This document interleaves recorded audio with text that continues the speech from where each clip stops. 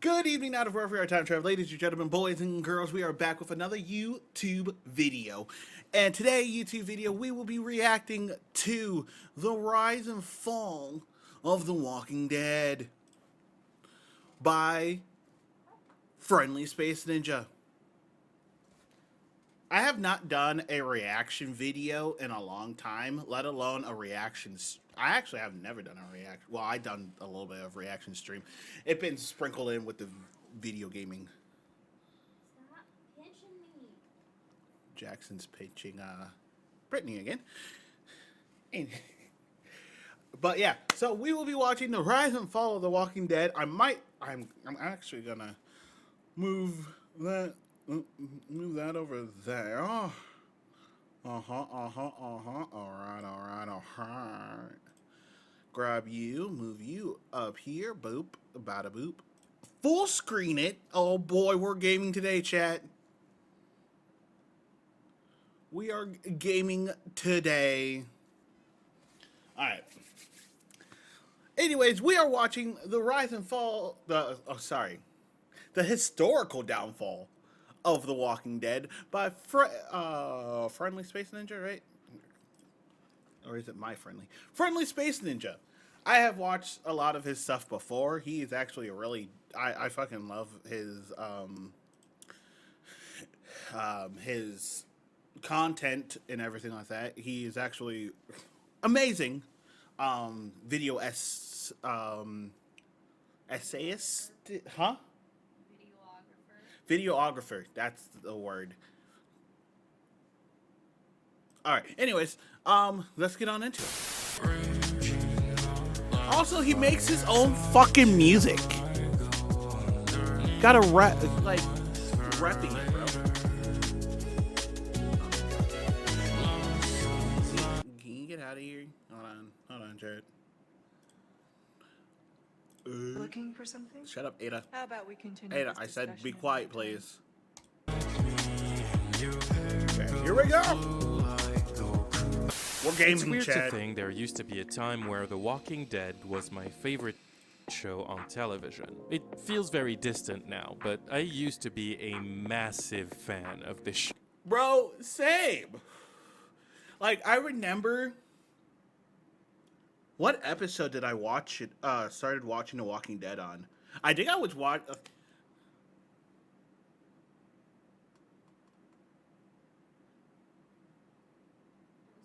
3 because they were at the prison. Oh, so not this time, but the first time I started watching The Walking Dead.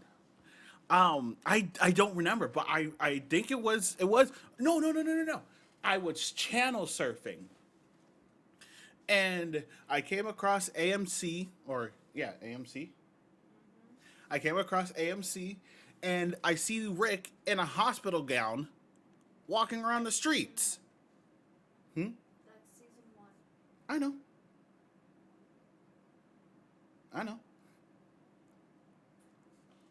Past me did it. No, you're good. But yeah, Rick was walking around in a hospital gown in the streets. I didn't know what this was. I didn't know who he was. But then I saw zombies. Chat, when I tell you that I was fascinated, I fucking love zombie media. All right? Best media. Fucking love it. I greatly enjoy me some zombie media, all right? You guys, I built these streets. I built these streets Resident Evil, all right? I built these streets, chat. The Time Lord streets on Resident Evil.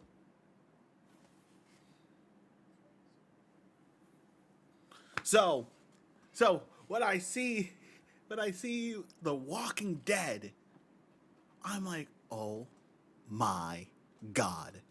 I have to keep watching this. I have to keep watching it. And so I did. Rick Grimes, chat. Carl.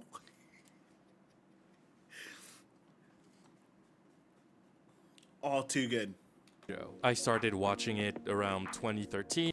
Bro, Hold on. A Hold on. massive fan of this show. I started This guy. I know I'm jumping ahead, and I'm trying to wait till he gets there, but this guy. This guy. This one? Yeah. Yeah. Eye Patch Man? The governor. Dog. The governor was probably my.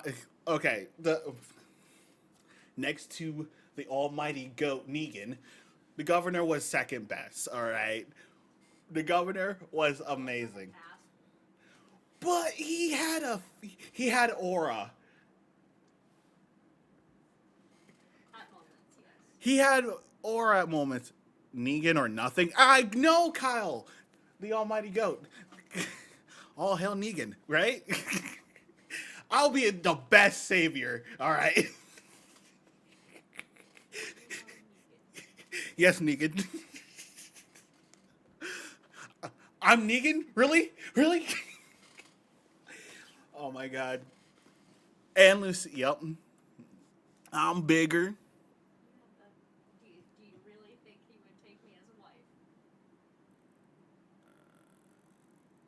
Just because you work for him. And he's an asshole like that. Probably. Fuck Negan. Wasn't that his bat? Yeah, Lucille was the name of his bat, and also his wife. Corn. The bat after his wife, Yeah. who had cancer Yep.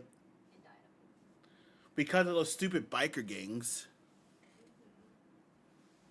I feel like if he sorry, we're spoiling Maggie and Negan's story, okay? My bad. I'm sorry. Anyways, we get backstory of Negan. watching Anyways. it around 2013, I think, when season 3 was airing, and I was Season 11, a little bit. I don't remember. Probably. Because I haven't watched Dead City. Yeah. So. King Ezekiel is the name of the guy with the lion tiger. It's a tiger, Kyle. Tiger, not a lion. Tigers are better. just obsessed, like And then there is Queen Carol. a lot of people. It's easy to forget, but in 2013, Chat. Oh no, Kyle and Babe. You guys probably remember this when they would like do advertisement of like, and a very lucky winner will be able to be a zombie on set of The Walking Dead. You know who entered in that? I did. I didn't get chosen though. Kick Rocks, AMC. Hope you're happy with weird actor number 87. It's probably In because the they wa- wanted people who live in Georgia because their sets are in Georgia. My dad could get me to Georgia and like, we're talking about my father here. And it could have spring my acting career as Zombie Man 38. I'll be the badass zombie man until Rick comes. Yeah.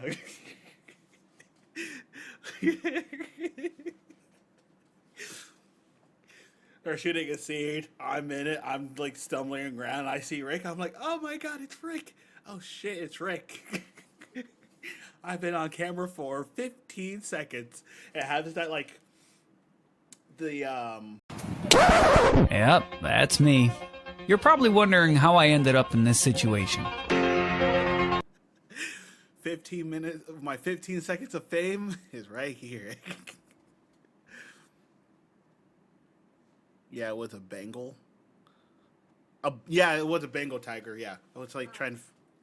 You know Prince Zuko's voice actor? He was in the Goofy movie. Really? Oh, He was that nerdy kid that was yelling at Stacy. oh my God! Really? Yeah. Detour. Detour. Detour. Scared. I really fucking didn't. I cried at Glenn's. Oops, sorry Yes. guys. I cried at Glenn.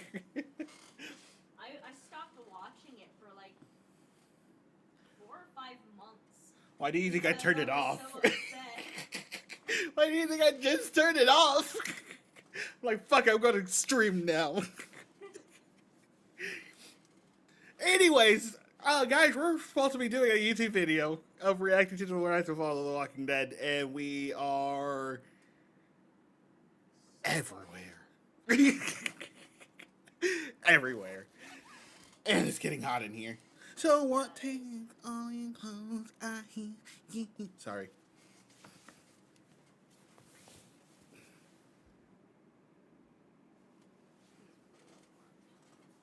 I want to show you this goofy ass shit on this REvid. No, not on REvid. I was planning on speedrunning tonight, Resident Evil 2 tonight. We might do that after this if we ever get fucking through it. Because I kind of want to watch this one, but this one's 2 fucking hours. Just watch the main parts. True. It's not TOS, I don't think. Okay, if we don't 100% sure or know about the if it violates, can you send me a link to it on Discord? Spectacular, spectacular, Spider-Man, spectacular, Spider-Man. Just saying, Huh? Caroline had aura. Yeah. Sure I does. think that was one of my first crushes. Pretty sure Caroline was one of my first crushes. I was a kid. I was like 8, Yeah. I want to say. When did the Goofy movie come out? I gotta look this up now.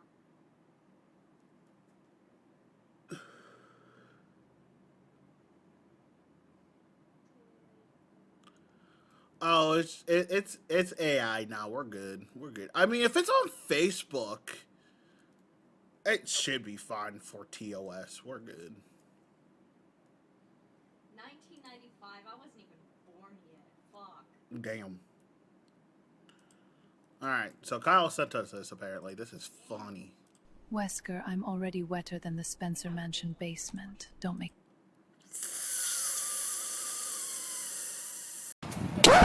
Yep, that's me.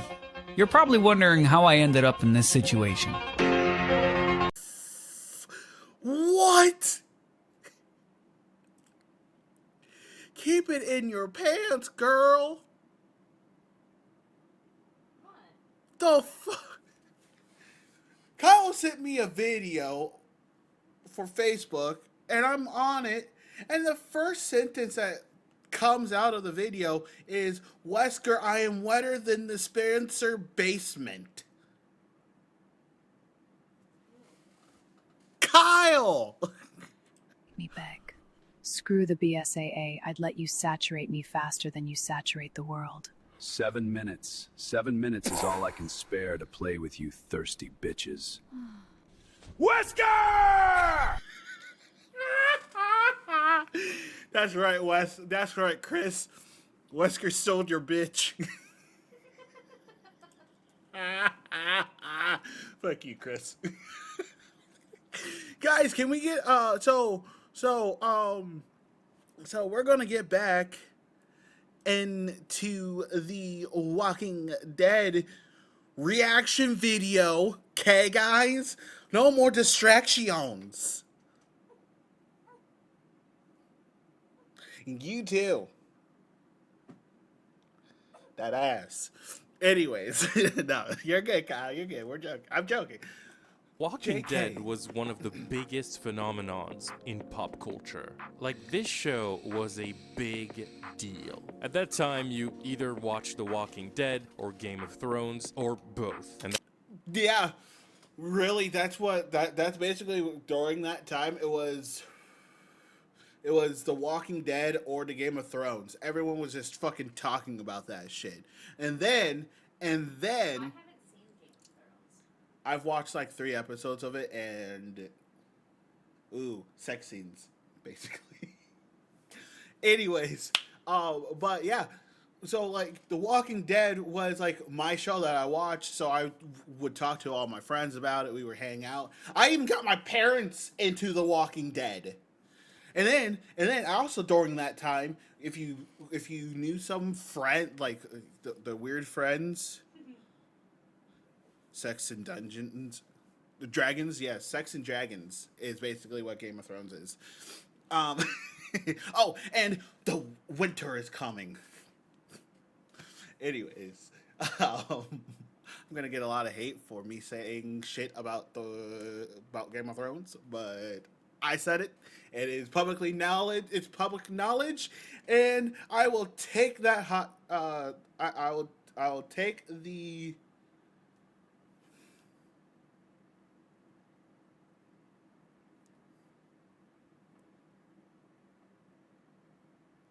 Ridicule? Oh my god. It just dead. No,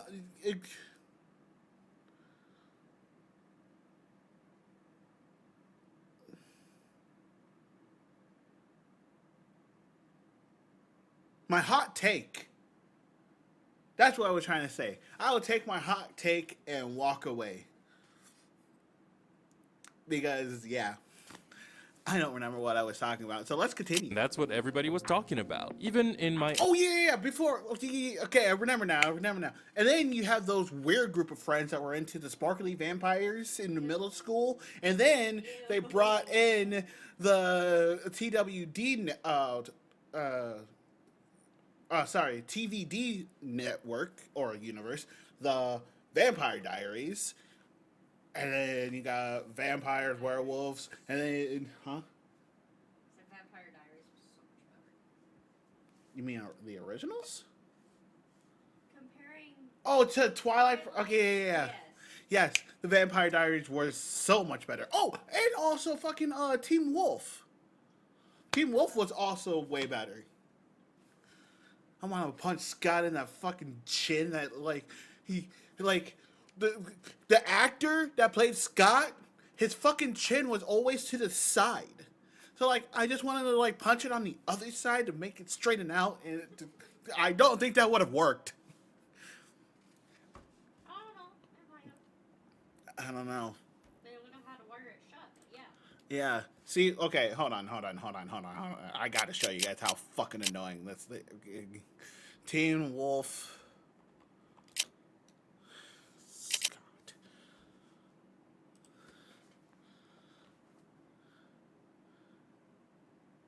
Dude, he even has it when he's fucking older. This isn't the movie that came out like years later. Like, look. Okay, I really don't care about the music. Like, look at that! I just want to punch it on the other side of the punk. Why does it make me aggravated? Because you're a weirdo. Why does it aggravate me?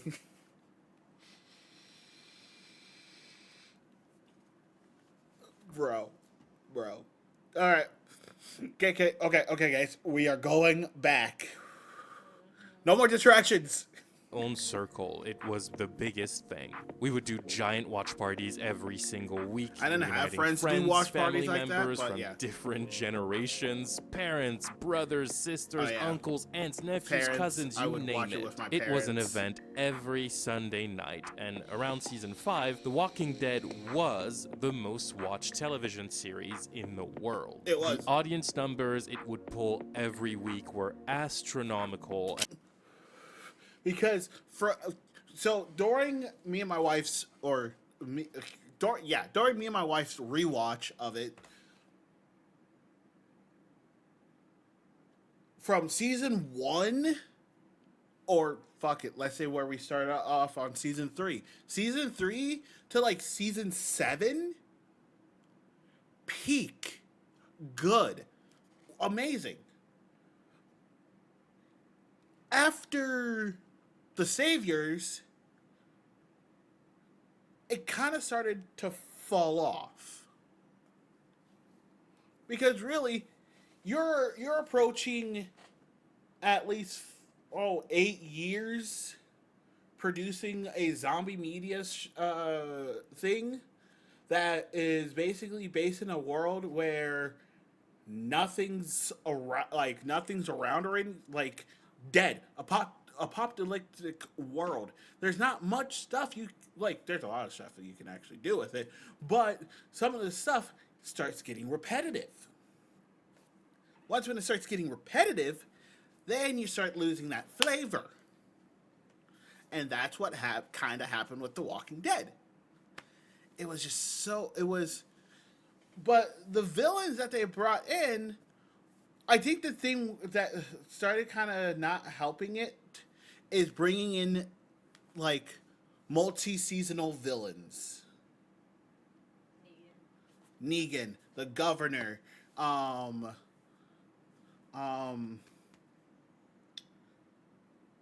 the lady who ran Alexandria, right? She wasn't necessarily a villain, though. No, yeah, you're right. She wasn't, but it was. They were trying to portray her that way, or trying to portray her as a way of not.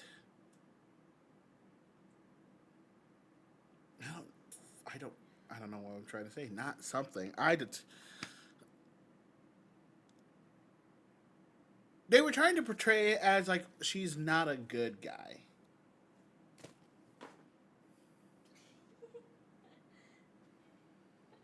My wife just threw her bra at me.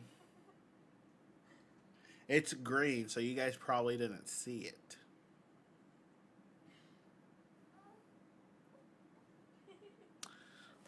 Distractions all around. I told you I could give you a good one. I know you can. There's also another good one you probably could give me. I'm going to notice it. Anyways, fuck, what was I talking about? Oh yeah, the female governor, right? I don't think she was like supposed to be a villain, but they were trying to portray her as something of not a good, the good villain, right? Or Trying to portray her as like a controlling bitch. yeah, like Andrea. Sorry, I had to get a jab at Andrea. There's going to be more of those. Be careful, Andrea. These hairs are ready to eat for everyone. Bitch. The show's Continuing. success seemed impossible to slow down. It was a hit unlike anything we'd seen before. Until it wasn't. In my opinion, and in the opinion of many, The Walking Dead is the perfect A-grade example of a show that widely overstayed its welcome. It's a show that gambled a little too much with its audience.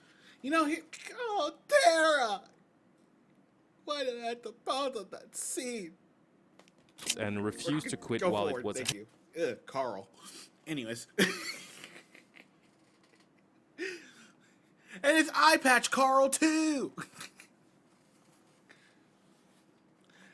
Oh, fuck, what was it? God damn it, Corn.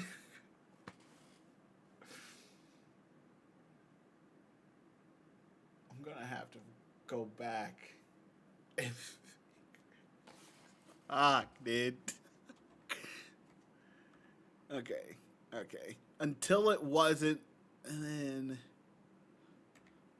It's a show that gambled a little too much with its audience. Oh, gambling a little bit too much with its audience. But anyways, not looking at the screen. Corn, getting distracted. Focus. You got a video to do. Huh? There is no focus. You're funny. There should be.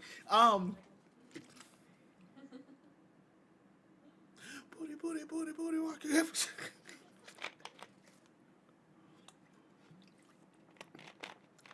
Yeah, we're not getting through this 50. This is a 52-minute video we're going to be watching, chat. Grab a snack. Grab a snack, grab a blanket, cuddle up, because we're going to be here for a while. So no. Oh, Rick. It's. I can see why he had it because he had to tear in to a guy's neck, rip out his jugular to save his son.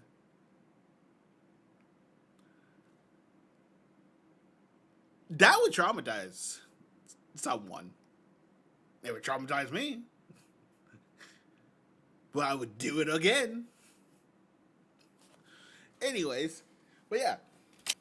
And refused to quit while it was ahead, and now the entirety of The Walking Dead as a franchise feels like a pale shadow of its former self, and more importantly, feels like a pale shadow at what it could have been. Because yeah, when you really take a look at it, it's hard to deny that this show had somewhat of a historical downfall. I can say one thing for sure. When it's human and human choreography, like combat fighting choreography, it did not fall off. Like, it's been good for a while. The hand to hand, definitely. I mean, some of them are just like short lived, but you can tell that they're actually putting effort in it. Wanting to talk about The Walking Dead on the channel for a very long time, but I always wanted to wait for the show to be over, which is something that felt impossible a couple years ago. Oh, when? When will it end? The Walking Dead was known for its tendency to endlessly stretch things out, but last November, after 11 very long seasons, it did, in fact, end. And I've been sitting with some thoughts ever since I watched the series finale, and I want to talk about it because I think the end of The Walking Dead illustrates an issue that has been bugging a lot of people as of late, even internet idiots like me. And I think it's interesting to try and examine what is probably considered to be the greatest fall from grace in television history. But before we do that, I think it's important to take a look. BT Dubs, I don't know what happened. I never watched the series finale, by the way. Never have. So, I don't know jack shit. Look back at the earlier years of The Walking Dead on television. The Walking Dead premiered on Halloween night of 2010, and for the uninitiated, the show tells the story of Rick Grimes. I'm Andrew Lincoln, aka Ricky Dicky Doodah Grimes. A sheriff's deputy from Georgia who gets shot on duty and wakes up from a coma about a month later. But when he wakes up, he finds out that the world has been destroyed and society has collapsed to a brutal zombie apocalypse. Completely disoriented, terrified, and very much still impaired by the fact that he got bodied by a shotgun, Rick ventures out of the hospital and attempts to navigate the city to try and find his wife Lori and his son Carl. And so the series essentially follows Rick and a group of survivors as they try to stay alive in the apocalypse, facing off against the undead, or worse, other groups of survivors. The show goes through many different incarnations over its run. Most seasons have a total of 16 episodes, split into 2 storylines of 8 episodes each, and the writers try to softly reinvent the show in every half. And that capacity to constantly redefine itself was one of The Walking Dead's biggest strengths, but it ultimately also became one of its biggest problems. See, the one thing I find interesting about the fall of The Walking Dead is that fans have different notions of when the show was officially dead. That is very true. A lot of fans do have different, like, feelings on when the show just fell off. Stopped being good. Mine, I figured out today.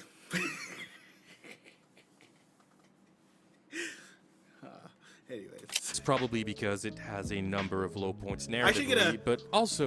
When I get a soundboard, alright? I'm going to put a laugh track on it, okay, chat? So when I make a joke, I'll just hit it, and it laughs. Gotta boost my ego somehow. because it often managed to pick itself up in some capacity. King And Ezekiel despite and its the Tiger unimaginably King. massive downfall, the show did keep somewhat of a cult following until the very end, with most people keeping a very strong attachment to the early days of the series. Season 1 is largely regarded as a fantastic season of television, and I think it holds up pretty well. It Oh, has yeah. an insanely strong pilot, this great day. characters, great pacing, Morgan. mostly because season 1 is the shortest season of the show with only 6 episodes. That- It does an amazing job at Bro, that is right. Season 1 was the shortest season. 6 episodes, dude. setting up the rules of the world and introducing the characters and Hey, their look, it's the blonde bitch. does an amazing job Hold at on. setting up the rules We're of the gonna world roast and Andrea real introducing the quick. characters. Look at her. Just look at her.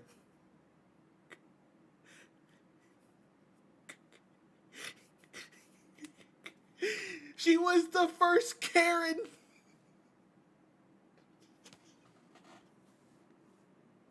Imagine a Karen in a zombie apocalypse, dude. Andrea. That's her. And their different dynamics. Aside from Rick, his wife Lori, and his son Carl, we meet a larger cast that becomes integral parts of the show. Glenn, Carol, Shane, Morgan, and of course, the ultimate fan favorite, Daryl Daryl! Dixon. The season is short but packed with solid writing Home and dog great Daryl. directing, which makes it thrilling and extremely memorable. Season 2, however, is a bit more of a mixed bag for people. While many appreciate its character work and its very skilled displays of tension, the season also faced a lot of criticism for its slow pace and lack of action. And really, it's understandable after the fast-moving Season 1. Most of Season 2 takes place on a farm and deals with the characters trying to find the little girl that went missing. It's a very different dynamic than what Season 1 gave us, and a lot of people describe Season 2 as mainly being boring and uneventful. It's also often pointed out that Season 2 might have had a dip in quality due to the departure of the original showrunner at the end of Season 1. I personally fall somewhere in the middle, but I think it can mostly be chalked up to people needing to get used to the show's tradition of reinventing itself in every new arc. But for me, this season is flawed, but still pretty solid. The tension of the show comes from the characters' interpersonal relationships, and their conflicts hold a lot of weight. You guys want to know the funny thing is? Daryl and Carl never had a dialogue together.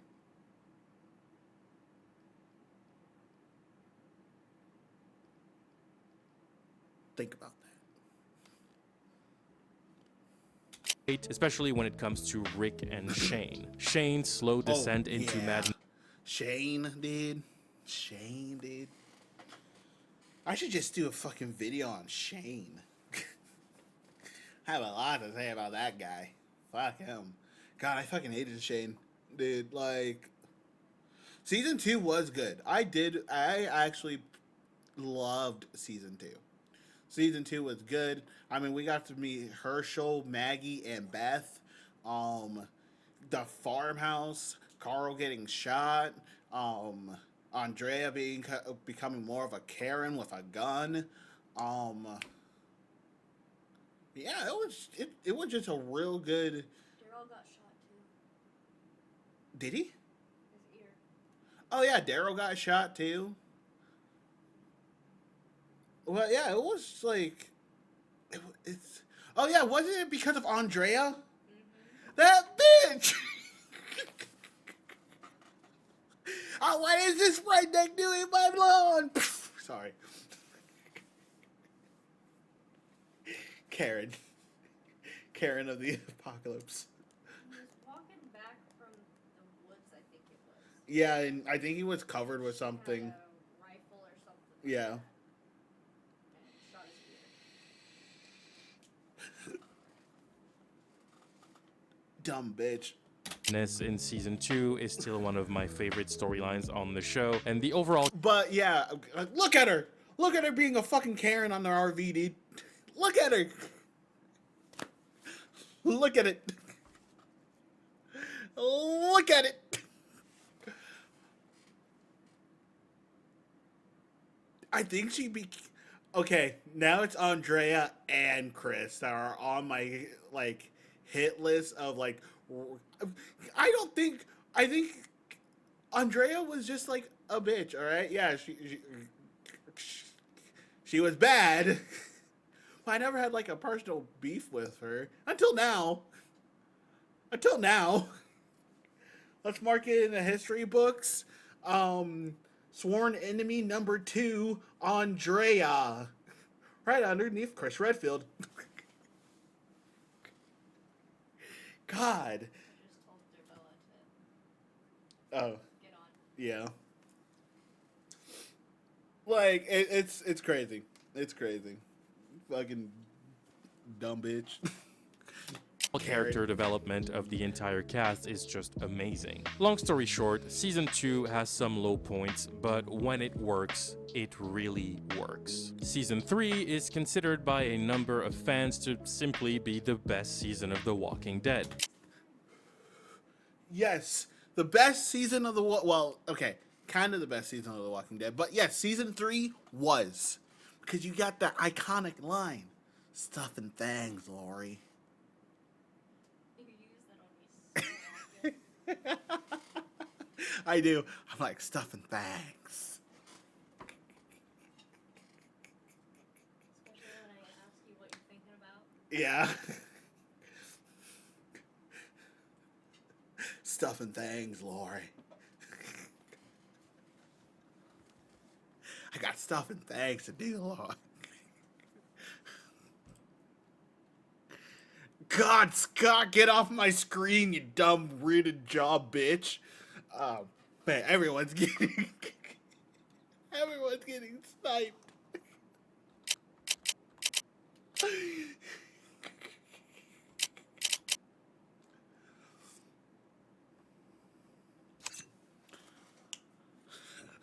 Here it is. Here it is. Here it is. Oh, come on. Really? Huh? Yep.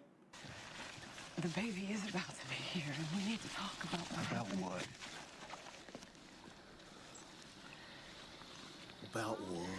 things. We've been avoiding the most. You want to talk to Herschel? I'm doing stuff, Lori. Thanks. I'm doing stuff, Lori. Thanks.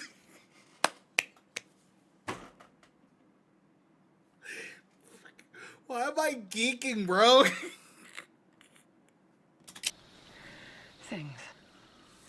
We've been avoiding the most. You want to talk to Herschel? I'm doing stuff, Lori. Thanks. What are you doing out here?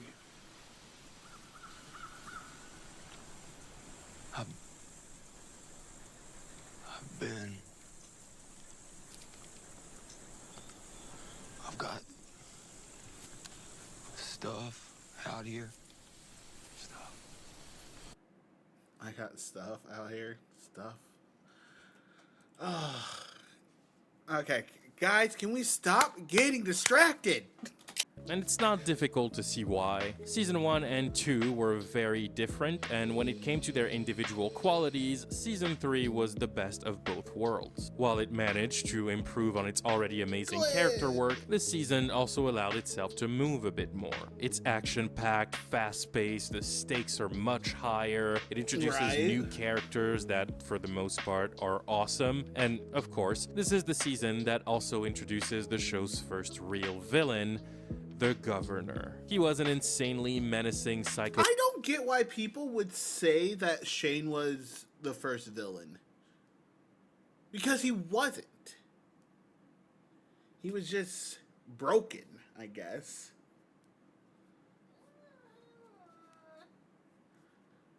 More or less. More or less. Yeah, I don't know. Yeah. He was more anti-hero. Yeah. An asshole through and through. Yep. Oh my God, Corn! Don't do it, Corn! Don't do it, Corn! Go back, go back, go back, go back, Corn! Go back, Corn! Go back, Corn! No, you're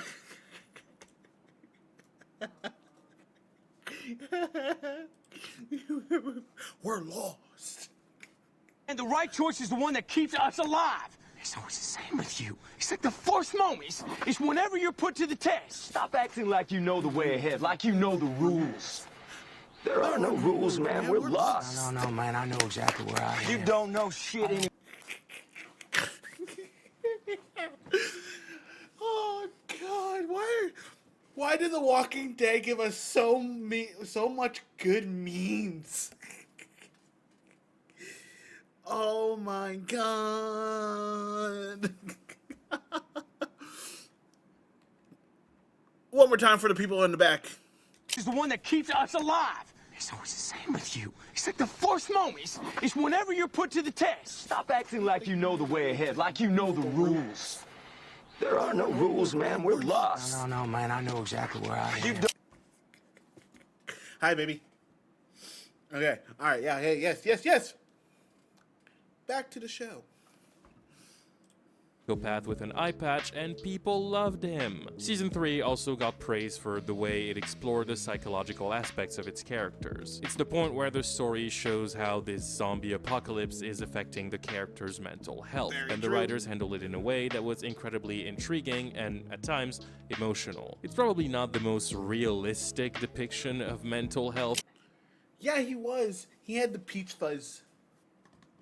Chat. I used to have peach fuzz. Golly, I'm so glad I could grow out my facial hair. Fuck Babyface, dude.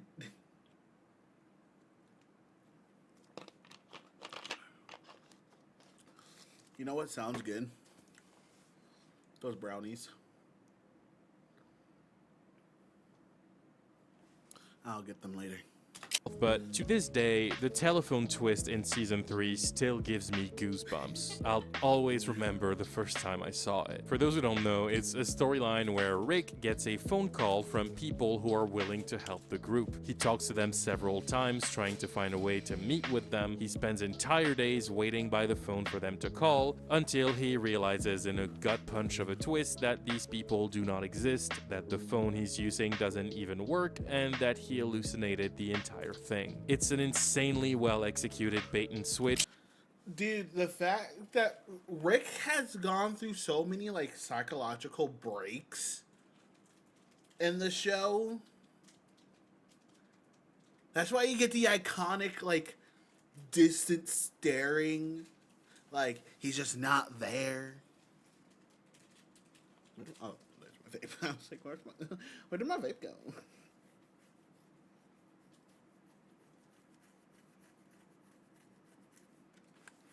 Now I want one. Chat, we had Little Caesars today, and I got these brownie thingies.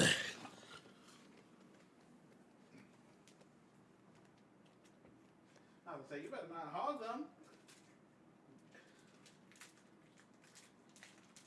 Baby girl, there's four. Two for each. Like it's actual cookie dough. Mm-hmm. And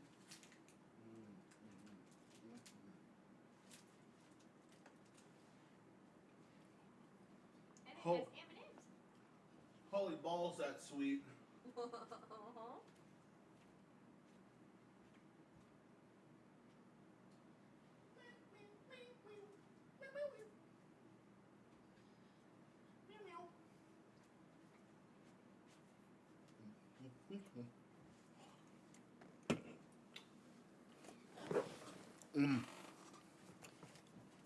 So good, chap.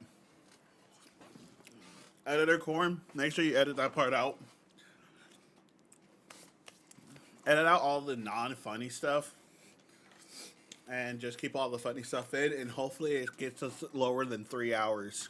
that not only crushes the hope of the audience might have to and be the a two-part characters, but chat. also comes as a crushing revelation to the audience that they really just spent this whole season watching the hero of the show slowly losing his sanity. Long story short, season 3 is the season that really conquered audiences and catapulted the show at the top of the pop culture pyramid. This is the season when The Walking Dead really became the must-watch television show the internet could not get enough of.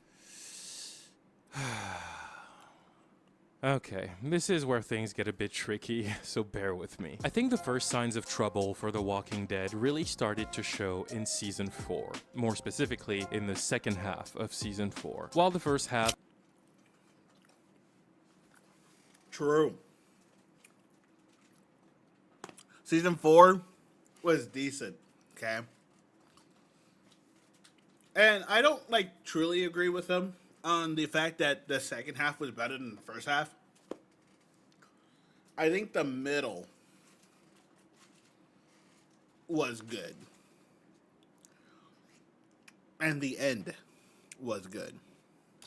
served as a final chapter to the very popular Governor arc. The rest of the season is the beginning of the Terminus arc, and this is where the show experiences a massive shift in its storytelling that became one of the primary reasons for its eventual downfall. And that is because the Terminus arc marks the beginning of what I like to call The Walking Dead's boomerang storytelling. Let me explain what I mean by that. The second half of Season 4 sees the aftermath of Rick and his group's final showdown against the Governor and his forces. Their sanctuary was destroyed as a result of the battle, and the entire group was separated in the process of escaping the chaos. So, the show now had to follow micro-groups of characters scattered around different parts of the map, trying to find their friends and family members and attempting to survive in the wild. Now, in theory, that's totally fine. You can easily make that work by separating your episodes in 2 or 3 plot lines. We can jump from plot A to plot B to maybe plot C, and everything would be okay. That's what most TV shows do. But instead of doing that,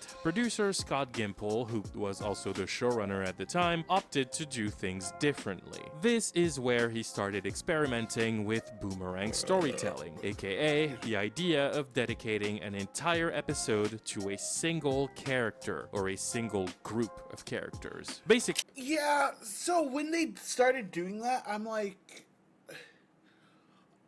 my dumbass was like, oh, hey, they're gonna just, all right, cool. Rick and Carl took up like the first half of the episode. So the next episode is gonna be something with like, Daryl and Beth, or Tyrese and the 2 girls, and Judith, or Michonne because she was by herself.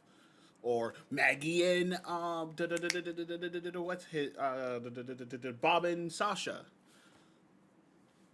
Or the 2 goats, Glenn. My boy Glenn, what's up, Glenn? How you doing, dog? Or Glenn and Tara. Their story with Abraham, Rosita, and Eugene. Eugene has a fucking you can fit 6 fingers on his forehead, okay? Jesus. I have a perfectly good forehead. this narrative structure consists of one storyline being the focus of one episode and having a sort of rotation through the season. To simplify, it means episode 1 would focus on storyline 1, episode 2 would focus on storyline 2, episode 3 on storyline 3, episode 4 on storyline 4, and then episode 5 would then circle back around and go back to storyline 1, and then that same cycle would continue until all the storylines converge into one for the finale. So, do I need to explain why that model sucks? This narrative structure was incredibly irritating. Because it got him boring, dude.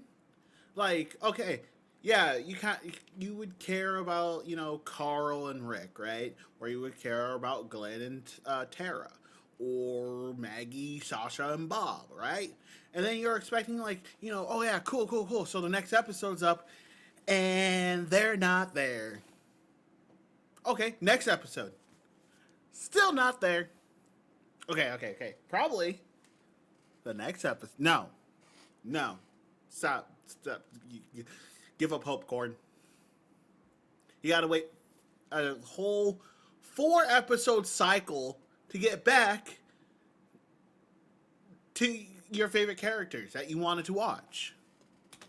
Because it made the continuity of the show become a drag. It undid the momentum of virtually every single storyline in the season, which is only made worse by the fact that it would feature plot threads people would be invested in, but then it would consistently be ruined. Because basically, you would watch an episode about Rick, and it would follow him through a storyline that was thrilling and exciting and full of tension, and it would end on a strong cliffhanger, and people would be buzzing about it and talking about it online, and everybody would be excited about the next episode. But then you tune in the following week, and the next episode is about another character elsewhere doing other things. So you would wait for Doing other stuff.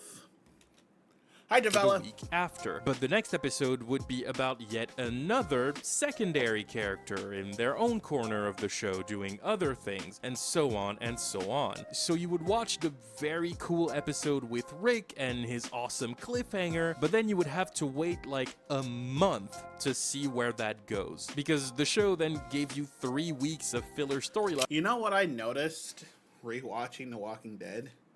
They put in a lot of emphasis on the recoil of the pistols. Pistols do not have that much recoil where your hand's doing this. Pistols do not have that much recoil.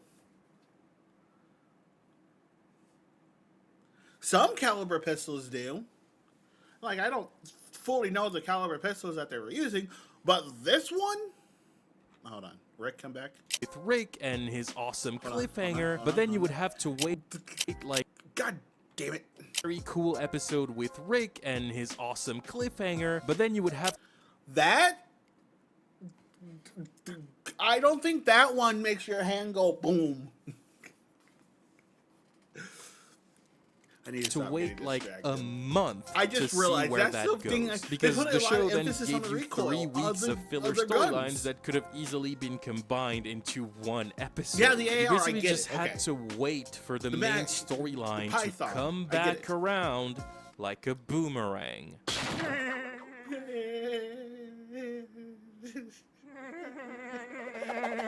It's a terrible narrative choice that slowed the show love the down Family and Guy created a reference. really frustrating experience for viewers. People hoped it would be short-lived, but it wasn't, because this storytelling model turned out to be a flaw that dragged the show down all the way through the end of season 8. But, to backtrack, while these issues Yep. started to appear in season 4, people still absolutely adored the show during that time. It's something that people noticed, but it wasn't a problem yet. I mentioned it earlier, but season 5 is the point where want The me to turn Walking the Dead AC back peaked on? as a show. The ratings for season 5 were Okay. insane. Gotcha. Hold on. Be right back. Poor baby sweating.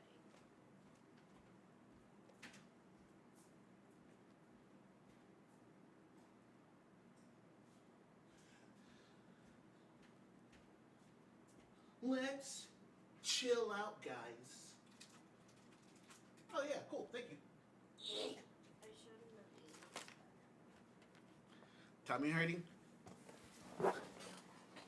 Tommy not happy? Tom mad. Doesn't help that it's already been not happy for the last few days anyway. And I have like a sour stomach. Yeah.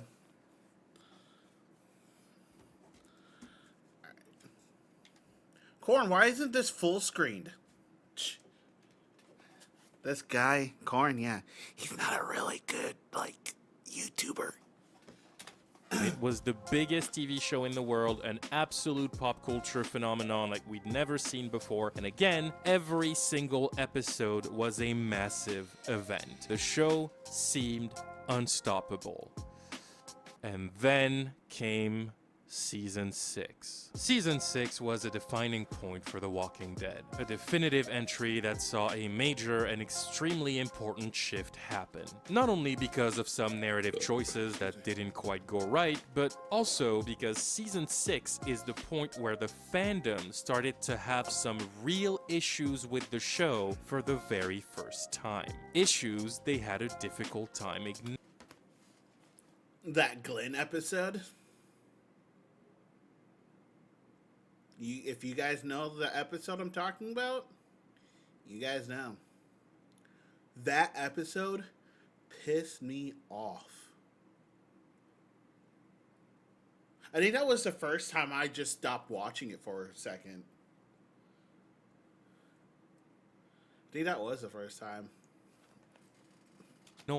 It was the point where the audience was starting to voice their problems with the show very openly. Looking back now, I think Season 6 can reasonably be reframed as the beginning of the end for The Walking Dead. Because while Seasons 4 and 5 made some wonky decisions and experiments that didn't quite land with fans, Season 6 was the definitive point where the show started to make fatal mistakes it would never Flashing recover lights, from. Chad, I'm sorry. For one, by that point, Scott Gimple Warning. seemed to be set on the idea of boomerang storytelling becoming the primary narrative structure for the show. He was using it constantly, and audiences were really starting to feel the effects of it. The Yeah. show was becoming dull at points, it took forever to get to the point if it ever did, and the exciting and thrilling nature of the story became a rare occurrence. Like, okay. There's this one episode of Season 6 that I remember now because after rewatching it, the Morgan flashbacks, that pissed me. That episode of where it was just Morgan having a flashback where he learned how to use an awesome ass bow staff. By the way, chat, I'm still wanting one for my birthday. But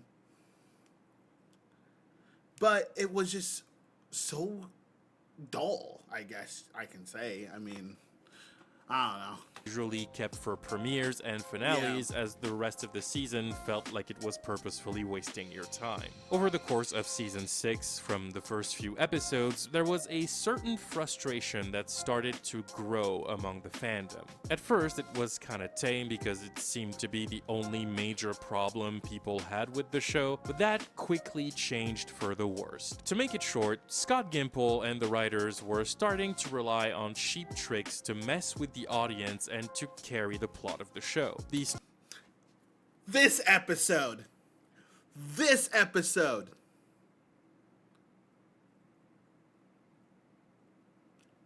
fucked with me, dude. Cheap tricks came in different forms that seemed to annoy different fans, but it was only a matter of time before they pulled the one cheap trick that would make everybody angry and turn that frustration into real backlash against the show. At the rate they were going, it was only a matter of time before the show made its first fatal mistake. And that fatal mistake inevitably arrived in episode 7 of Season 6, where the writers pulled a card that forever changed the audience's perception of the show. And that now infamous fatal mistake was the Glenn fake-out death. Yeah. Now, it's important to point out for anyone watching this who hasn't seen The Walking Dead that in its early years, one of the biggest elements that made the show so incredibly thrilling is the fact that it established very early on that this was a story where nobody was safe. The Walking Dead was a show where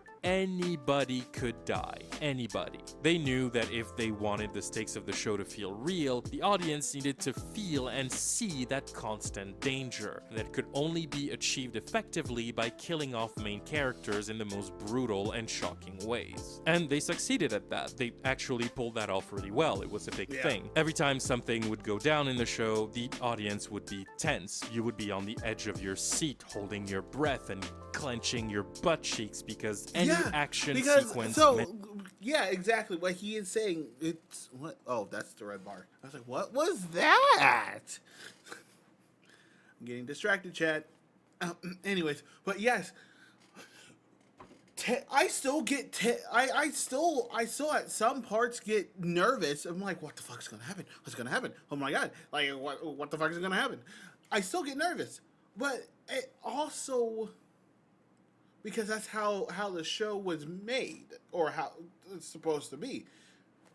None of your favorite characters are safe. Anything could happen to them. Like Tara. At least nothing happened to Maggie. That's true. That is true. Although her son betrayed her. What? When? You'll see. Oh my god. She's hiding secrets. Who told you?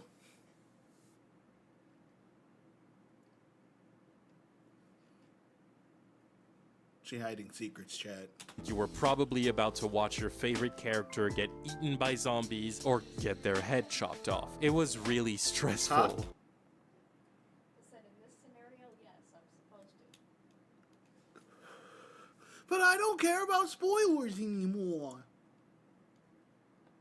Well, maybe someone in chat does. Okay, alright. By the way, there will be a spoiler warning at the beginning of this video. And they didn't even keep the big character deaths for big moments like a season finale or something like that. No, sometimes a major character would just die in the middle of a random episode in a gruesome and brutal manner, and then the show had to move on immediately because... No, Corn, we cannot watch the coral scene.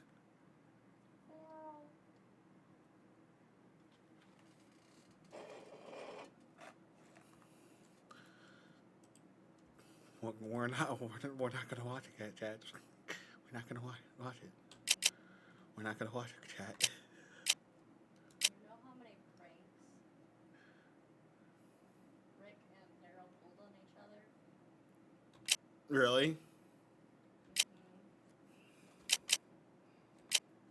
Apparently, Norman Reedus filled Andrew's car with glitter. Oh my god. Like his air vents. Yeah. Andrew was pissed.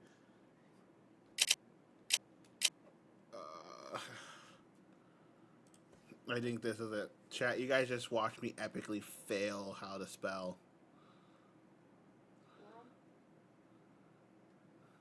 Come on, where is it? Oh. That's the... I know I wasn't struggling with Carl's name. I was struggling with prison.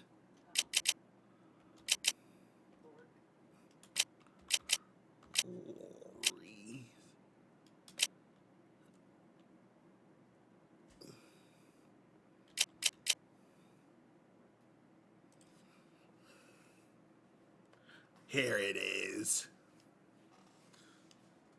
God damn it, I have to refresh my page every time. God. They found Wells. They got him. Your appearance. Found you too. Herschel. You didn't find him? Thought maybe they came back out here. What about T? Carol? I didn't make it. That doesn't mean the others didn't. We're going back. Daryl and Glenn, you come with me.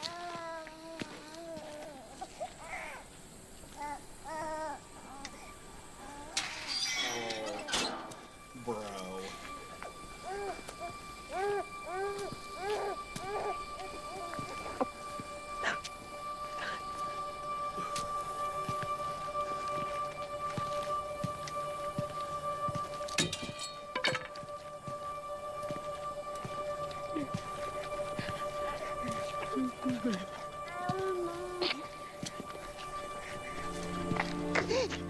Dude, it's so like it hits differently now because I'm a dad. This hits differently now. Oh my god, dude.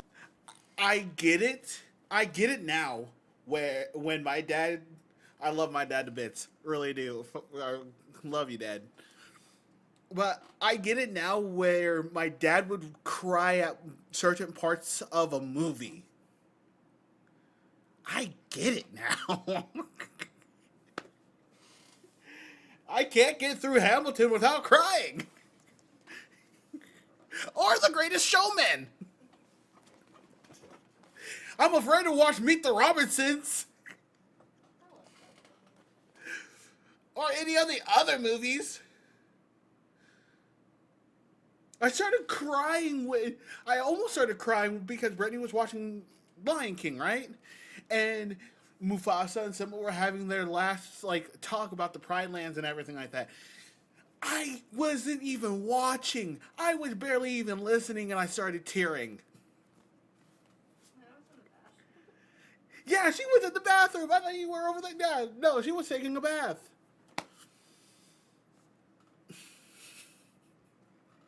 So this scene just hits differently. Where is she? Where is she? And I'm a husband too.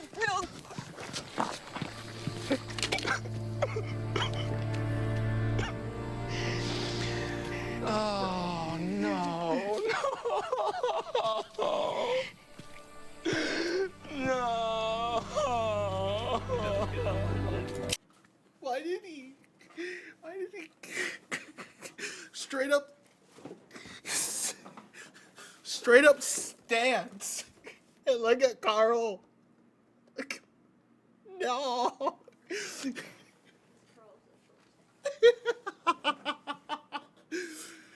Oh my God.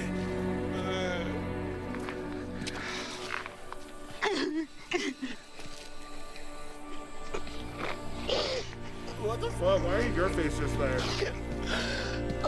Get that mug off the screen. Oh, Jesus. Rick. Okay, alright, we're done. We're done with that. I remember why I did this now. I was going to say this video is everywhere. But no, I have reasons why I am showing these parts. Why am I showing these extra videos, chat? I have reasons. It all makes a story. It makes a story, chat. All putting it together. You guys understand the meanings of my jokes. I don't know where I'm going. I need to stop monologuing. People say I monologue, and I'm like, no, I don't. And they're like, yes, you do. It's like, what do you mean? You're doing it again.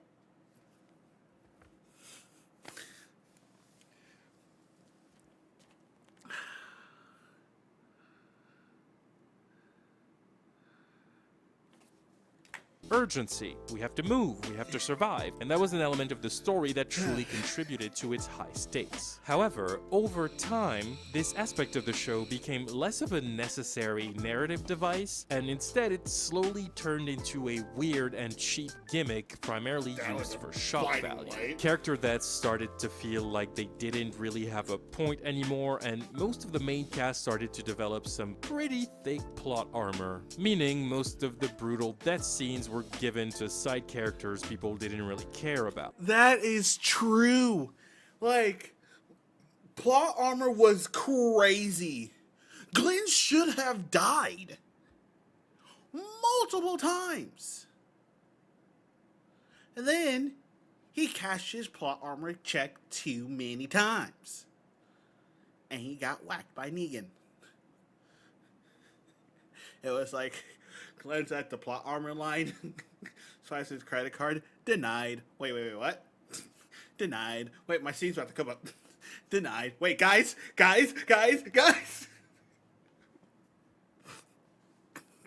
No plot armor for you, Glenny boy. It all became white noise, and 5 or 6 seasons so in, the show's crying. extreme gore had lost I'm its crying on impact. the inside, People I were laugh on used the to it now, outside. so the gimmick was reduced to shock value that wasn't shocking. So to try and muster up some emotion out of the fans, You heard me. What about Hotel Paradise? I said until Tara dies. Until oh yeah. Why you gotta bring that up?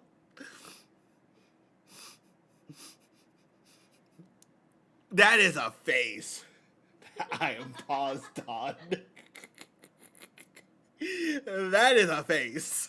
Haven't you heard never to pause a movie? True. Especially when it's a Disney movie? Oh yeah. And Scott Gimple and the writers made a very, very bad decision. A bad decision that was a huge mix of bad writing, cheap shock value, and a lethal dose of boomerang storytelling. What?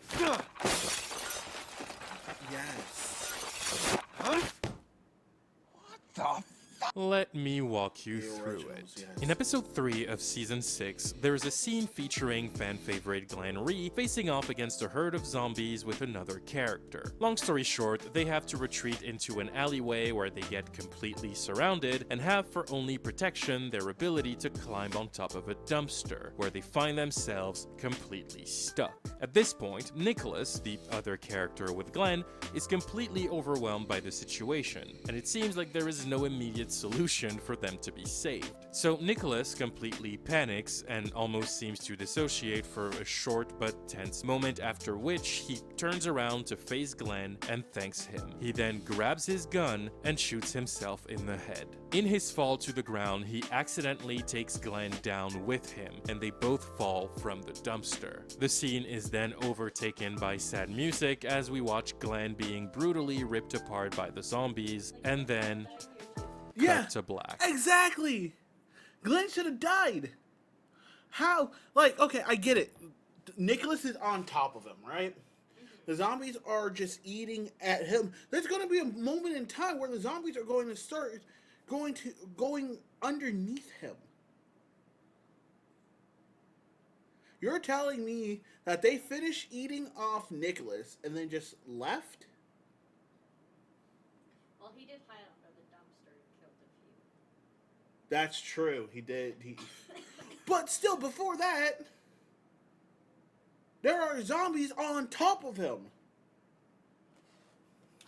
Immediately after that scene aired, the audience erupted on social media. Yeah. It was an absolute whirlwind, but not in the way you'd expect. Where Scott Gimple and the people behind the show expected the scene to be met with the same sense of shock and horror as previous big character deaths, this time they were instead met with a surprising amount of frustration. It turns out that most of the audience could immediately tell that something about Glenn's death scene was off, and it didn't take long for everyone to believe he didn't actually die. Yeah. This has got to be a fake out. Nah, that's not Glenn. That can't be Glenn. It was fake in the comics! That's not him. That's Nicholas. It's Nicholas on top of him. It's not Glenn. They're eating Nicholas! They've got to be eating Nicholas, right? And that really made people mad, because resorting to fake out deaths like this to try and get excitement out of the audience was solidifying. This person, they have fair use on top of where the video would be playing. To fake out deaths like this to try and get excitement out of the audience was solidifying for a lot of fans that the show was losing steam, and they were angry at the writers for doing something so manipulative and lame in such a big way, which is something they never really had to do before. But despite the frustration, at the time there was no confirmation of anything yet, so people decided to give the show the benefit of the doubt, and everybody agreed to wait for episode 4 to come out the following week to see what happens with Glenn. The problem is, remember, the show was now operating. So I remember why I thought they went on break after that Glenn fake out. They didn't. My brain said they did. They did. Did I push too hard on my brain?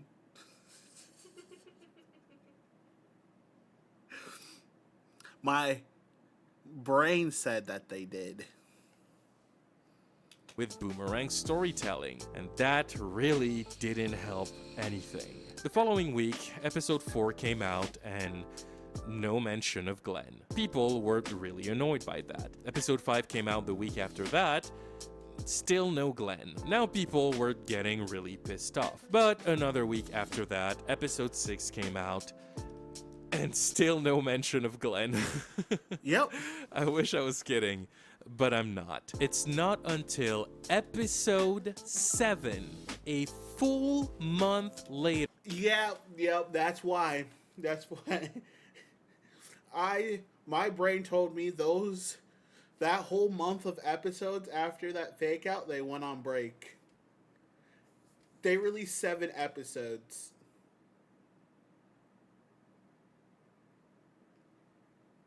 My brain still doesn't remember those. And it doesn't help either that, woohoo! That the show finally circled back around to Glenn and we got to find out his fate. 1 episode before the mid-season finale. And so, after all of this, I will let you imagine the uproar that came from the audience when they found out that all those theories about the fake death scene were right. Glenn didn't die, he was not ripped apart by the walkers, that was the body of Nicholas on top of him. Glenn actually survived by sliding under the dumpster and waiting for 24 hours for the zombies to just leave. And then he got up and just walked away, rendering the entire thing a giant waste of time. This was a very specific turning point for the show, one that fundamentally broke the trust between the audience and the writers, and that was the first fatal mistake the show made. People felt betrayed, they felt like their time was being wasted. The boomerang storytelling was now an unavoidable problem everyone was way too aware of, and the writers beginning to rely on outlandish fake-outs for manufactured drama made people instantly worried about the future of the show. Especially because, spoiler alert, Glenn would end up dying for real just 9 episodes later, but we'll get to that in a minute. After that whole debacle, the show moved on and the rest of season 6 served as a big piece of narrative build-up for the highly anticipated arrival of The Walking Dead's most notorious big bad, Negan. Negan is introduced in the season 6 finale. The GOAT! Negan. The absolute GOAT. I would even say Negan rivals Eisen.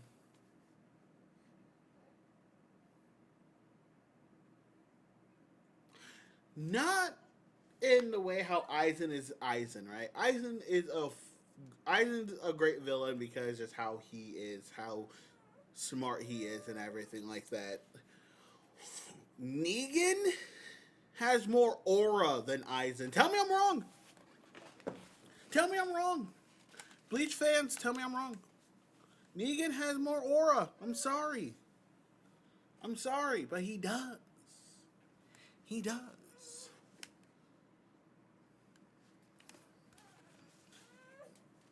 He shows up in one of my favorite scenes in the entire show. He spent the entire second half of the season in the shadows, tricking Rick and his group into being at his mercy as revenge after they killed some of his people, and he completely overpowers them. After the audience heard his name in almost every episode of the season, he finally reveals himself in the last third of the finale. His introduction scene is incredibly tense, and he addresses the group for the first time in an 11-minute monologue that is performed.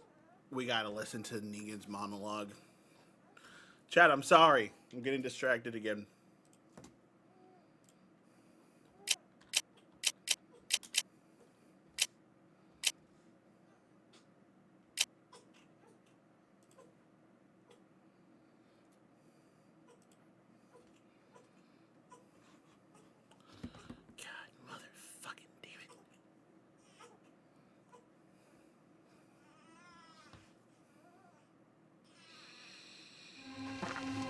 Let's meet the man. All right. Hold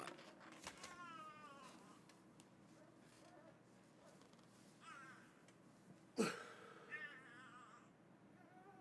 Jackson. Jackson. Wham. Wham.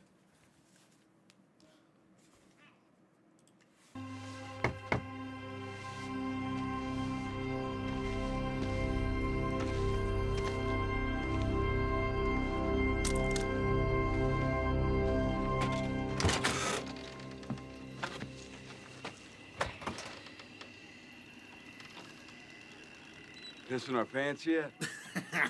Pissing our pants here. Boy, do I have a feeling we're getting close. Jackson.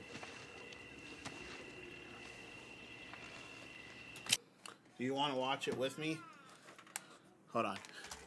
My son's making an appearance, chat. Hold up. Oh.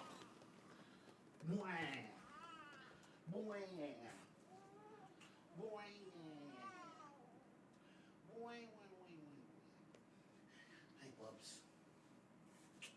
Hi, Bubs. Hi, Bubs. Whoa! It's baby corn! You want to watch Negan's monologue with me? Yeah, let's watch it. Okay, okay. You don't like sitting like that? Okay. Okay. Okay. How about this? Yeah, like this.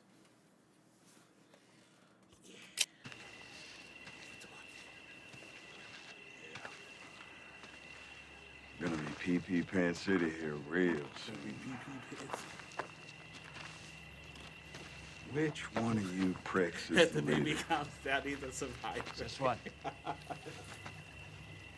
He's the guy.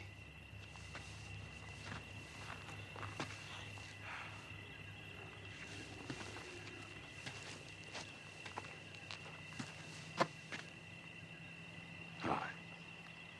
You're Rick, right? I'm Negan. And I do not appreciate you killing my men. Also, when I sent my people to kill your people for killing my people, you killed more of my people. Not cool. Not cool. You have no idea how not cool that shit is. But I think you're gonna be up to speed shortly. You see, Rick, whatever you do, no matter what, you don't mess with the New World Order. New World Order is this, and it's really very simple. So even if you're stupid, which you very may well be, you can understand it. You ready? Here goes. Pay attention.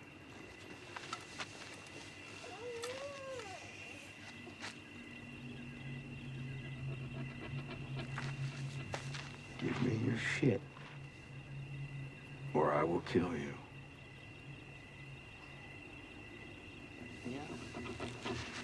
Today was career day. We invested a lot so you would know who I am and what I can do. You work for me now. You have shit, you give it to me. That's your job. This is your way of life now. The more you fight back, the harder it will be. So if someone knocks on your door, you let us in. We own that door. You try to stop us, and we will knock it down. You understand? What? No answer? You don't really think that you were gonna get through this without being punished now, did you? I don't want to kill you people. Just want to make that clear from the get-go. I want you to work for me. You can't do that if you're dead, now can you? I'm not growing a garden. What's up, Helsing? Right? This part.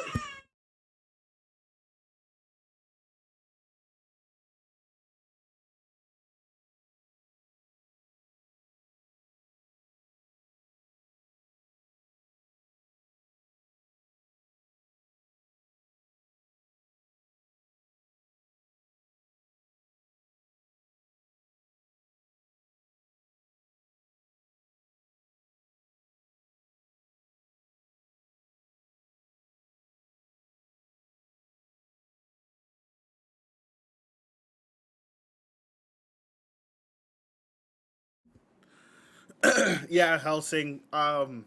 When I watched this part again when I was going through my rewatch, been sick all day. Oh, I'm sorry to hear that. Being sick sucks. Hope you feel better. But you killed my people, a whole damn lot of them, more than I'm comfortable with. And for that you're gonna pay. I guess so.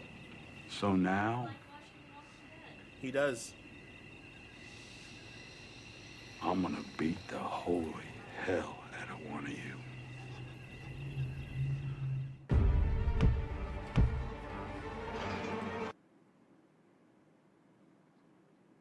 What? That wasn't the whole. Fine, forget it. Brilliantly by Jeffrey Dean Morgan. We're trying to do a YouTube You're Rick, video right? here, chat. I'm Negan.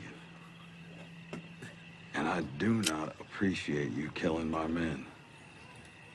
Also, when I sent my people to kill your people for killing my people, you killed more of my people.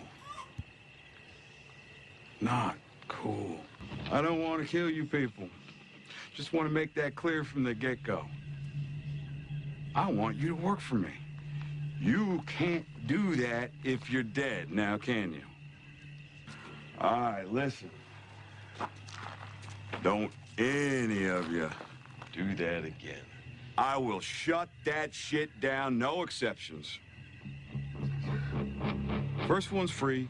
It's an emotional moment. I get it. Honestly, this scene is so good, sometimes I just go on YouTube to watch it randomly. It's a masterclass of tension, it's incredibly well. Yeah, Jeffrey Dean Morgan, I've heard that he's really nice in real life too.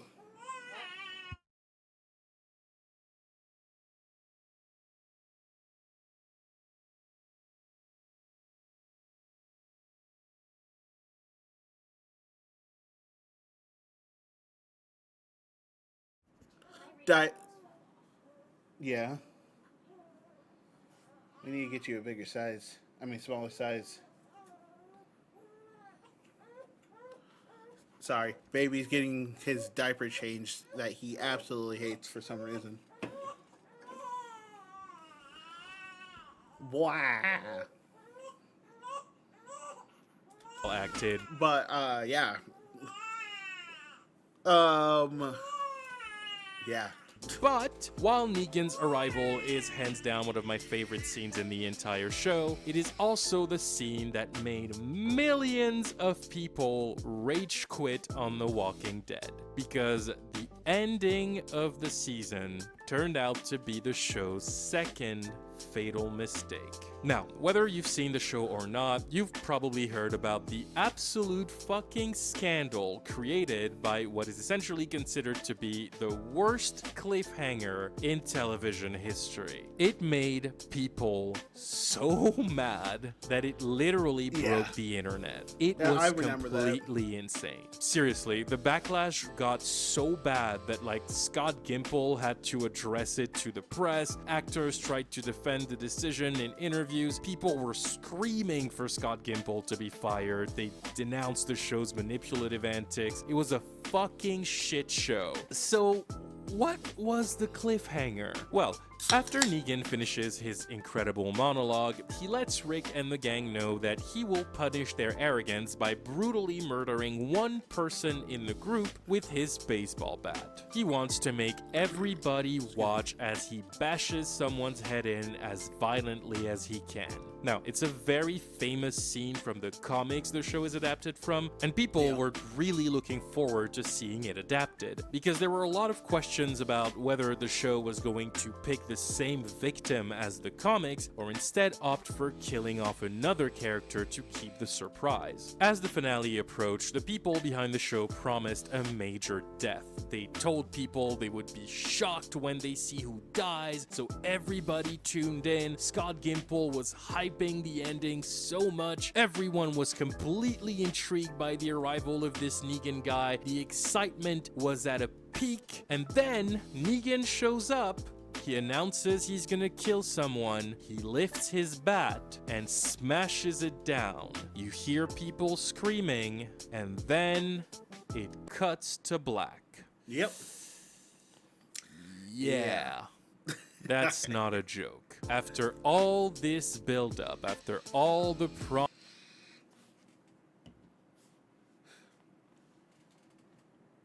See, I don't have it anymore, unfortunately, but I had the comics of The Walking Dead.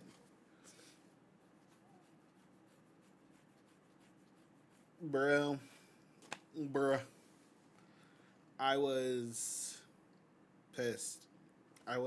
promise and the hype, the season 6 finale ends without actually showing you who Negan kills. Right. He hits the camera and then it cuts to black. It's a cheap and infuriating cliffhanger that made people fuck. Why is Home Dog wearing a sheriff outfit? Rick doesn't wear that shit anymore. I get the hat, but the outfit, dog, come on. Get with the times.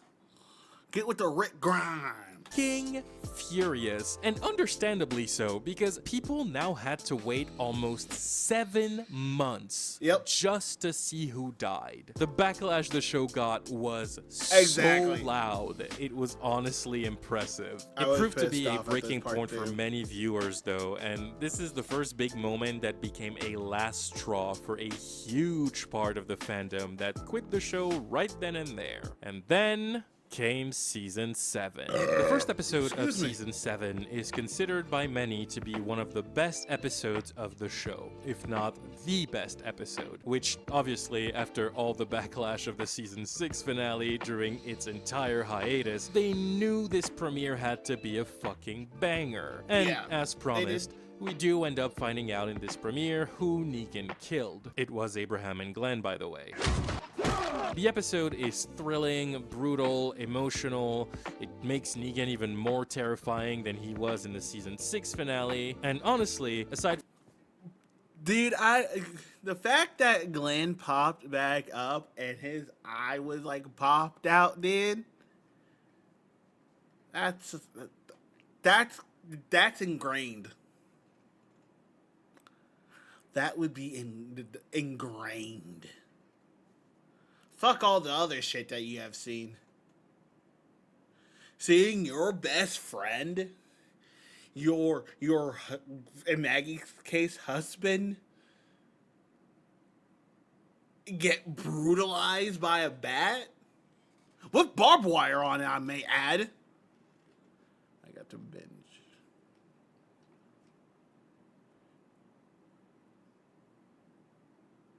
Yeah. Yeah, it was very... This is why, because of cliffhangers and everything like that, I wait a few episodes to watch a show. So that way it's like, oh, cool, hey, I get to watch this episode back to back to back to back, and everything like that. But it was my boy Glenn. From some criticism over how graphic this episode was, the season 7 premiere was so good and got so many people talking about it, some people were convinced the show would succeed at getting the fans' trust back. And these people were wrong. I'm gonna make this short. Season 7 and 8 ruined the show. Plain and simple. After the first episode of season 7, the show just crashes in terms of quality. It's an absolute free fall that to this day I do not understand. It's almost hard to believe the nosedive the show goes on during this time. I still have trouble believing it's real, even though I watched all of it. Basically, to give you a brief overview, season 7 and 8 are just 31 episodes of boomerang storytelling where nothing happens. It is all about the war against Negan, which should have been the most bonkers storyline in the entire show, especially after that crazy setup, but it is just so dull. It's an endless back and forth of useless bullshit and filler episodes that go on and on and on, and the show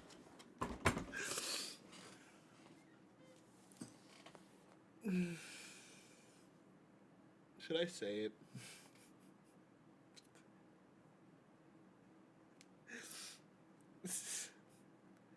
The Walking Dead. I get why I like two different types of women now. You got Maggie. And you got Tara.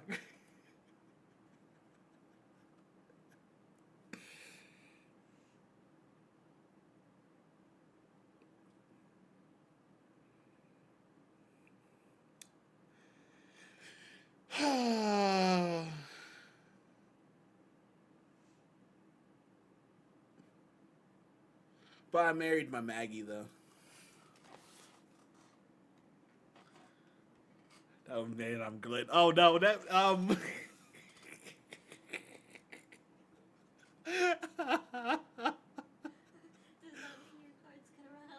No, please. I need it, please. I take it back. I take it. I don't want to be Glenn anymore, God. Oh, God. Oh, fuck, dude. See, I can do reactions because I have officially turned a 52-minute video into an hour and 43-minute recording.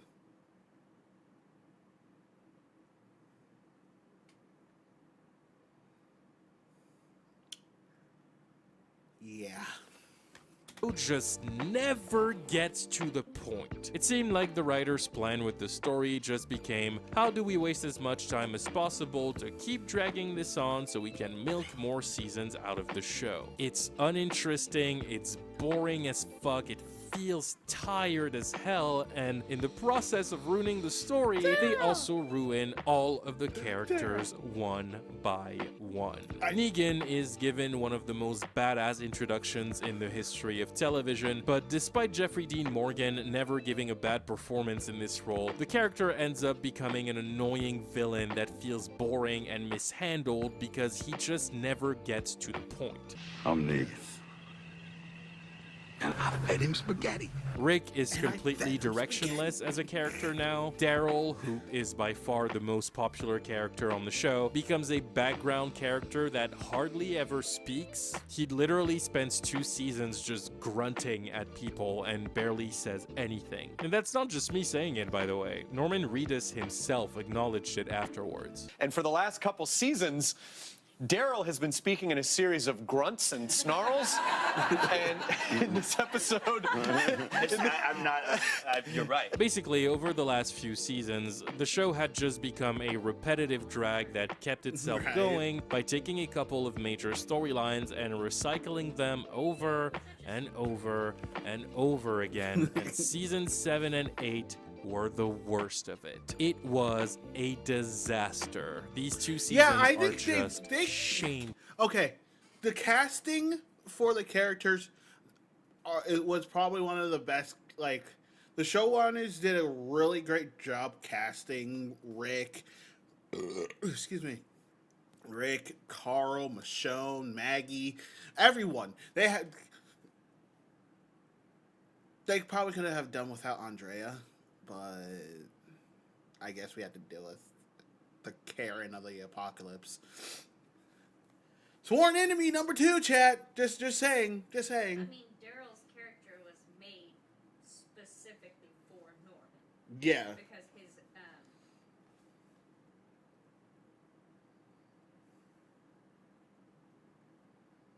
not interview. Audition? Audition was so good. Yeah.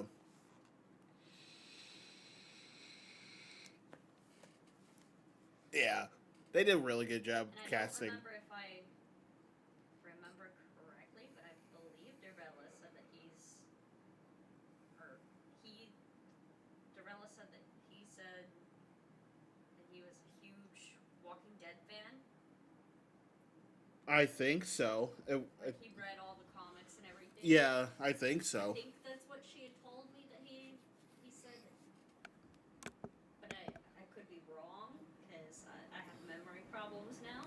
It's okay.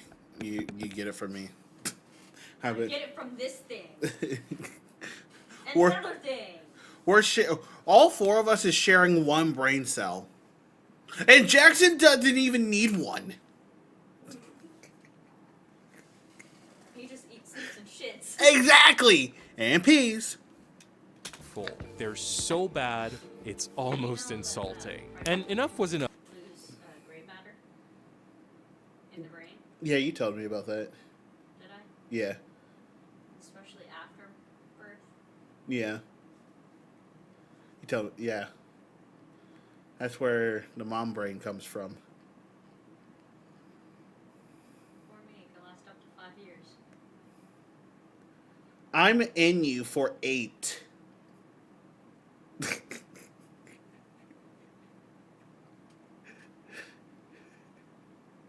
in me for the rest of my life. Yep.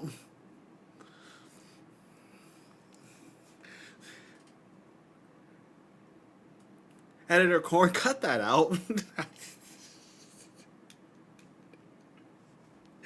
Definitely when I said For the audience, because season 7 Look, guys, is the point video. where The Walking Dead started losing viewers for the first time. And it was noticeable because they were losing viewers fast. The ratings were dropping at an alarming rate, and that continued through season 8. Hey, that rhymes. Fan communities online just dwindled away. Some of them got really angry and started to True. just rant about the show every week until they just stopped. Imagine if Rick Grimes has Gordon. Yay!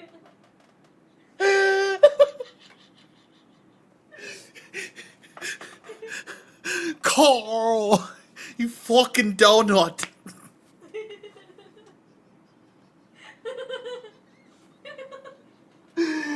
Why you have to go get yourself bit? What are you? An idiot sandwich. Exactly. He looks like he's gonna pee. Exactly. He's talking to Laurie. He doesn't. Stop the things. He's done. That scene would have been so funny. Oh my If god. he was doing that.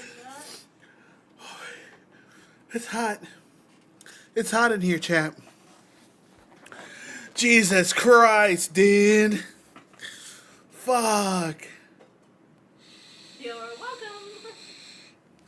Your daily dose of laughter. Oh. Rick Grimes as fucking Gordon Ramsay. Fucking Gordon Grimes.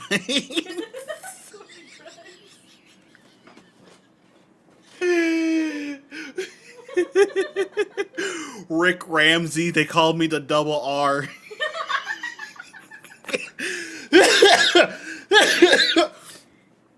Oh my god. Oh fuck. I can promise I'm not on the same level as him. Oh my god.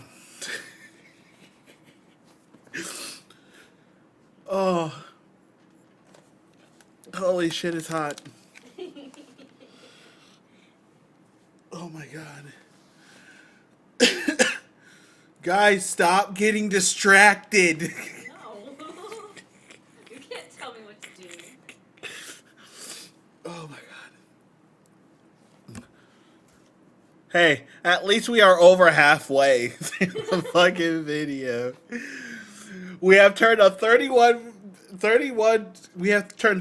minutes of a video into an hour and 50 recording. 2 parts. 2 parts in fucking D, dude. Oh my god. Okay, what the fuck? Okay.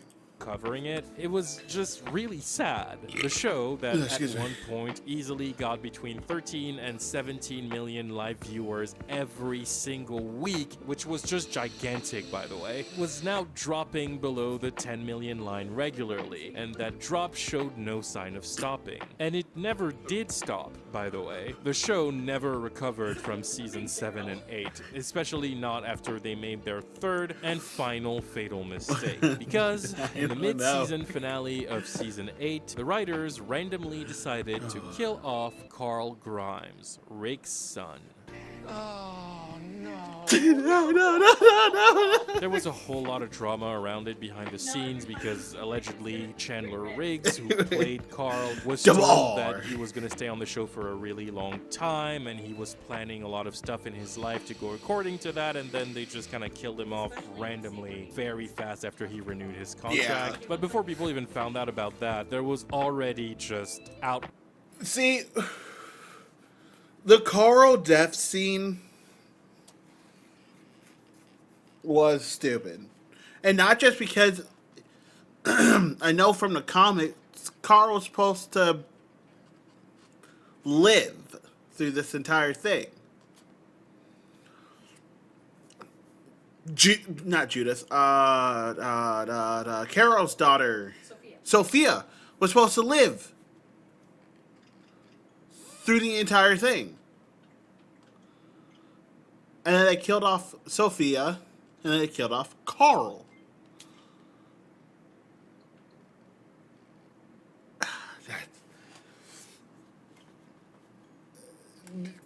It's cool. Okay, so I'm not going to be like one of those people that be like, and they went off the script, and they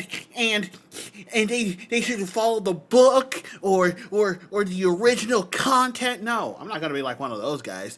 I'm just simply saying the fact that they did that, but with a character that was supposed to live throughout in the comics. And then, fucking what's Carl's actor's name? Chandler Riggs. Chandler goes on interviews saying that they killed him off. They didn't even tell him that they were going to kill him off, or anything like that. It was because he asked for a raise. He asked to be paid as an adult after he turned 18, and that's why they killed him off. That's crazy. That's crazy. AMC, you're getting... Wow. Okay. Why is my spacebar working? Oh, my keyboard died. Fucking hate it when that happens.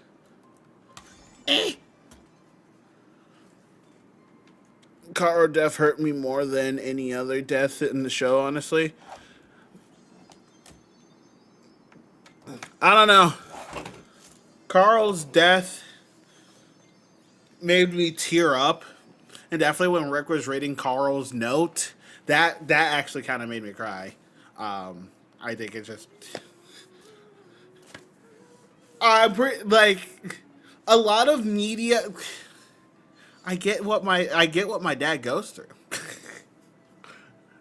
but yeah, I teared up at those. I cried when Tara died. He did. I literally, it literally happened 2 hours ago, and I'm still emotional about it.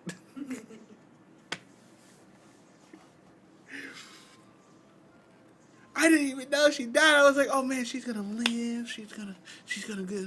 Yeah. No. Rage everywhere.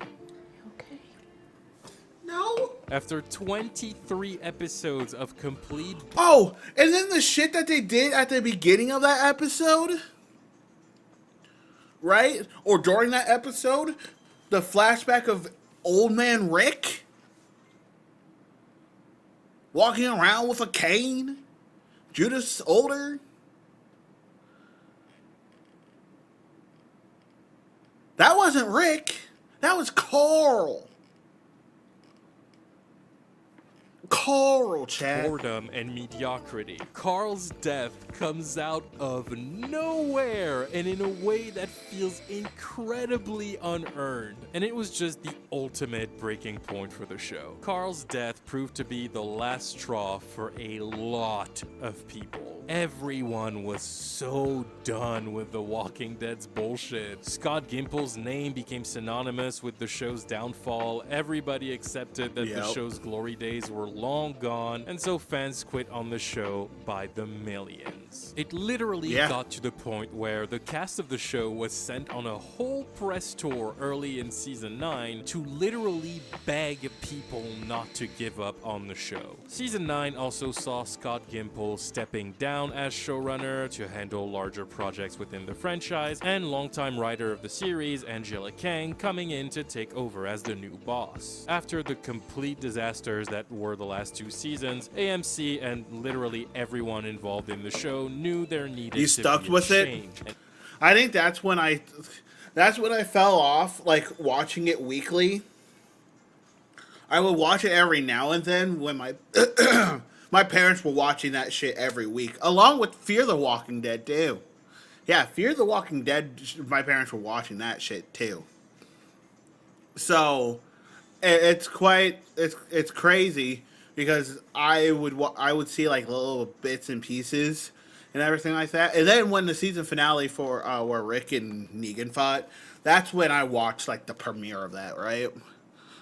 And then I stopped watching it. I just stopped watching it afterwards because Carl's stupid last words. Dumb bitch. Angela was determined to bring the show back to its former glory. And you know what? Against all odds, she succeeded. Angela Kang actually fixed the show. Season 9 is one of the best seasons of The Walking Dead. It is one of the best return to forms I've ever seen on television. And Angela takes 100% of the credit for that. And she had to work with a lot of bullshit to manage to make it this good. She had to deal with the aftermath of the worst 2 seasons, and she also had to deal with Andrew Lincoln leaving the show. We'll talk about his departure more in a little bit. That's right. That was the season where Mr. Andrew Lincoln left.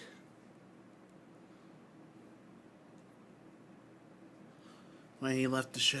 But him leaving meant Angela was now tasked with reinventing the show without its protagonist. It should have been a losing battle from the get-go, but she somehow managed to do it. She made The Walking Dead great again. But it didn't matter. The show actually got better, yes, but it was too little too late. Despite remaining fans... Wait! I found someone who I can blame. Angela Mackey, I blame you for Tara's death.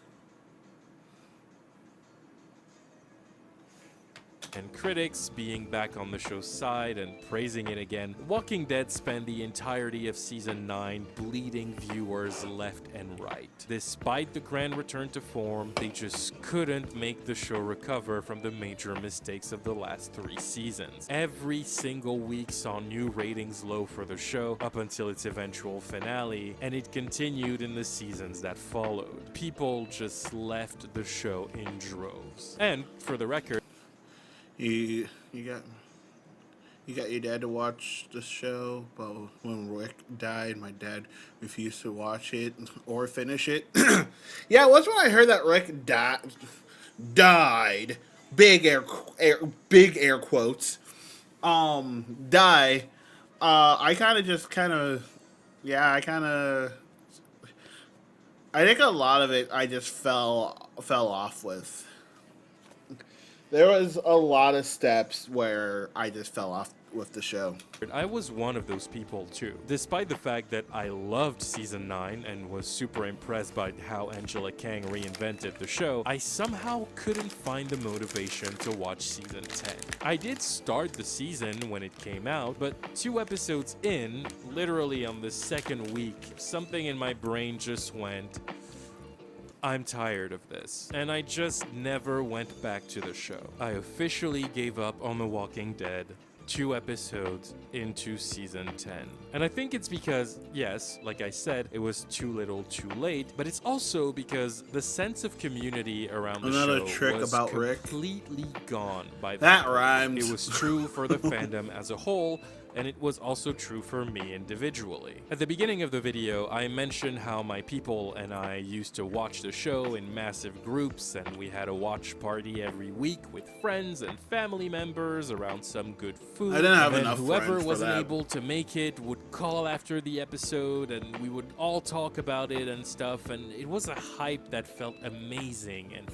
fun and fresh. But by the time season 10 rolled around, I was the only person in my entire extended circle that was still watching the show. And that's not hyperbole, by the way. When I tell you I was the only one, I mean that. I did not know a single person who was still watching. When did Michonne and Ezekiel kiss?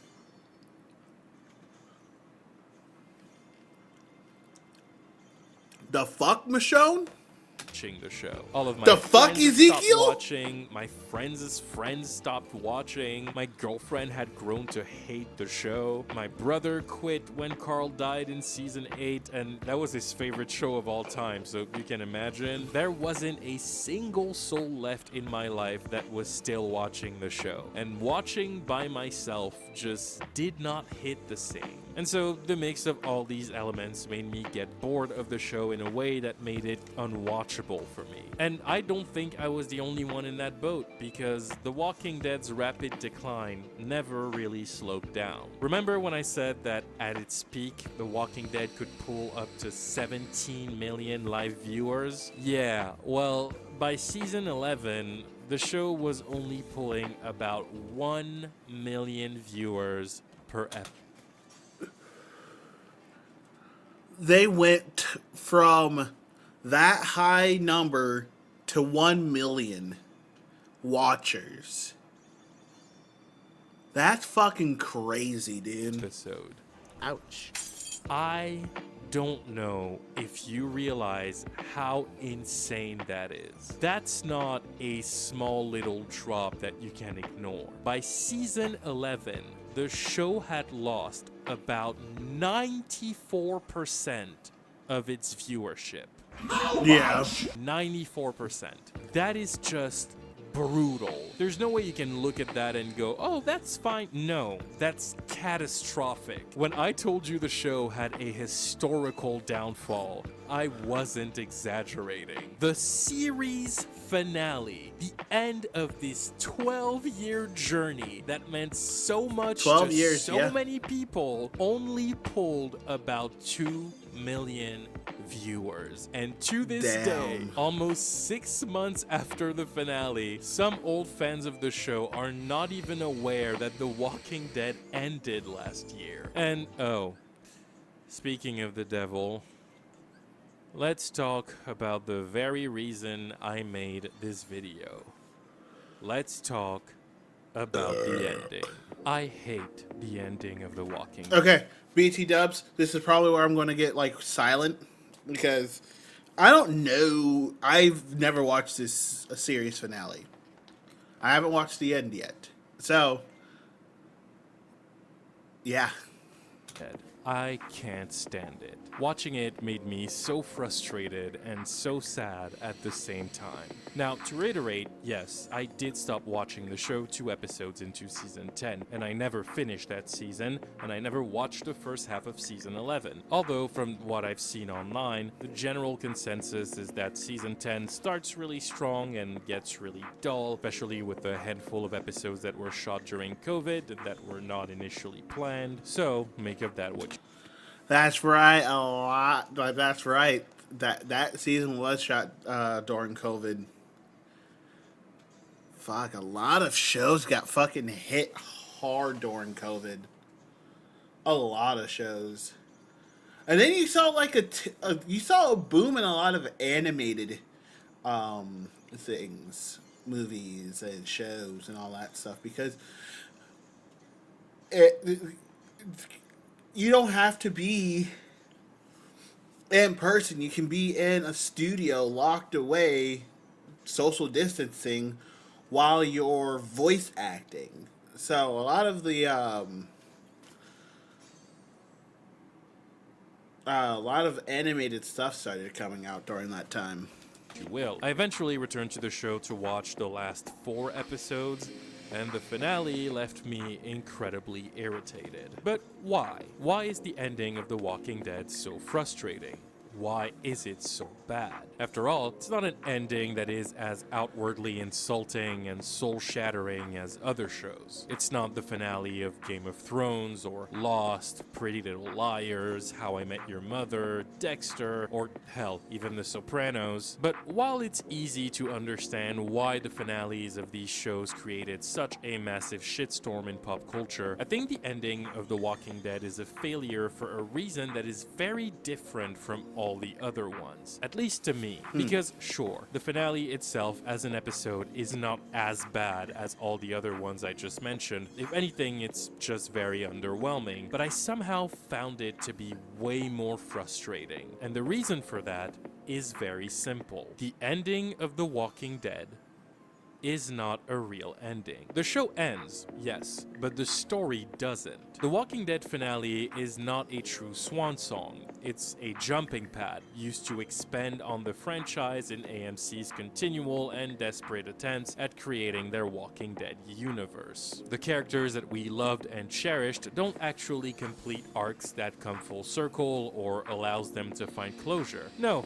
they're just being sent off to different spin-off series in different parts of the world. Daryl Dixon, who essentially became the protagonist after Rick's departure, will somehow find himself in Paris in a new show of his own that is currently shooting. Maggie and Negan are apparently getting a spin-off titled The Walking Dead Dead City. That's a terrible title, by the way. That will be set in New York, and there are like 3 or 4 other series in the works. Rick Grimes comes back in the finale for the first time since his departure at the beginning of season 9, but he's not really coming back for the finale. It's just a teaser for his spin-off with Michonne that's coming out later next year. And even that is an example of how shady and disrespectful of the audience AMC can be. In case you don't know, for the quick backstory, Andrew Lincoln, who plays Rick Grimes, wanted to leave the show at the end of season 8. He wasn't enjoying it as much, which is understandable because seasons 7 and 8 were a very low point for the show. His contract was up at the end of season 8, and he also got tired of living so far away from his wife and kids. The show shot in Georgia, but Andrew Lincoln is British and his family lived in England. So, at the end of season 8,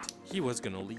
There was a whole setup for his exit with the now infamous flash forward from the beginning of season 8 showing Rick appearing to be dying next to a tree, which was confirmed by Andrew Lincoln himself to be a setup for the end of Rick's story because he initially asked for the writers to kill him off. Except AMC somehow convinced him to stay for another 5 episodes in season 9 so they can give him a proper send-off. So the flash forward was later retconned and turned out to be somewhat of a fake out, and now the end of Rick's story was the primary focus of the first part of the following season. It's important to note that the whole marketing campaign for season 9 was about Rick's final episodes. That's all they talked about. It was in trailers, it was on the posters. Andrew Lincoln did a bunch of events and interviews saying goodbye to the fans and talking about how much this character and this show meant to him. And people were really sad to see him go, me included. This was kind of a big deal. I mean, since day one, The Walking Dead had been the story of Rick Grimes. So people were sad to know the story was going to be moving past him, but were still curious to see how things would end for him,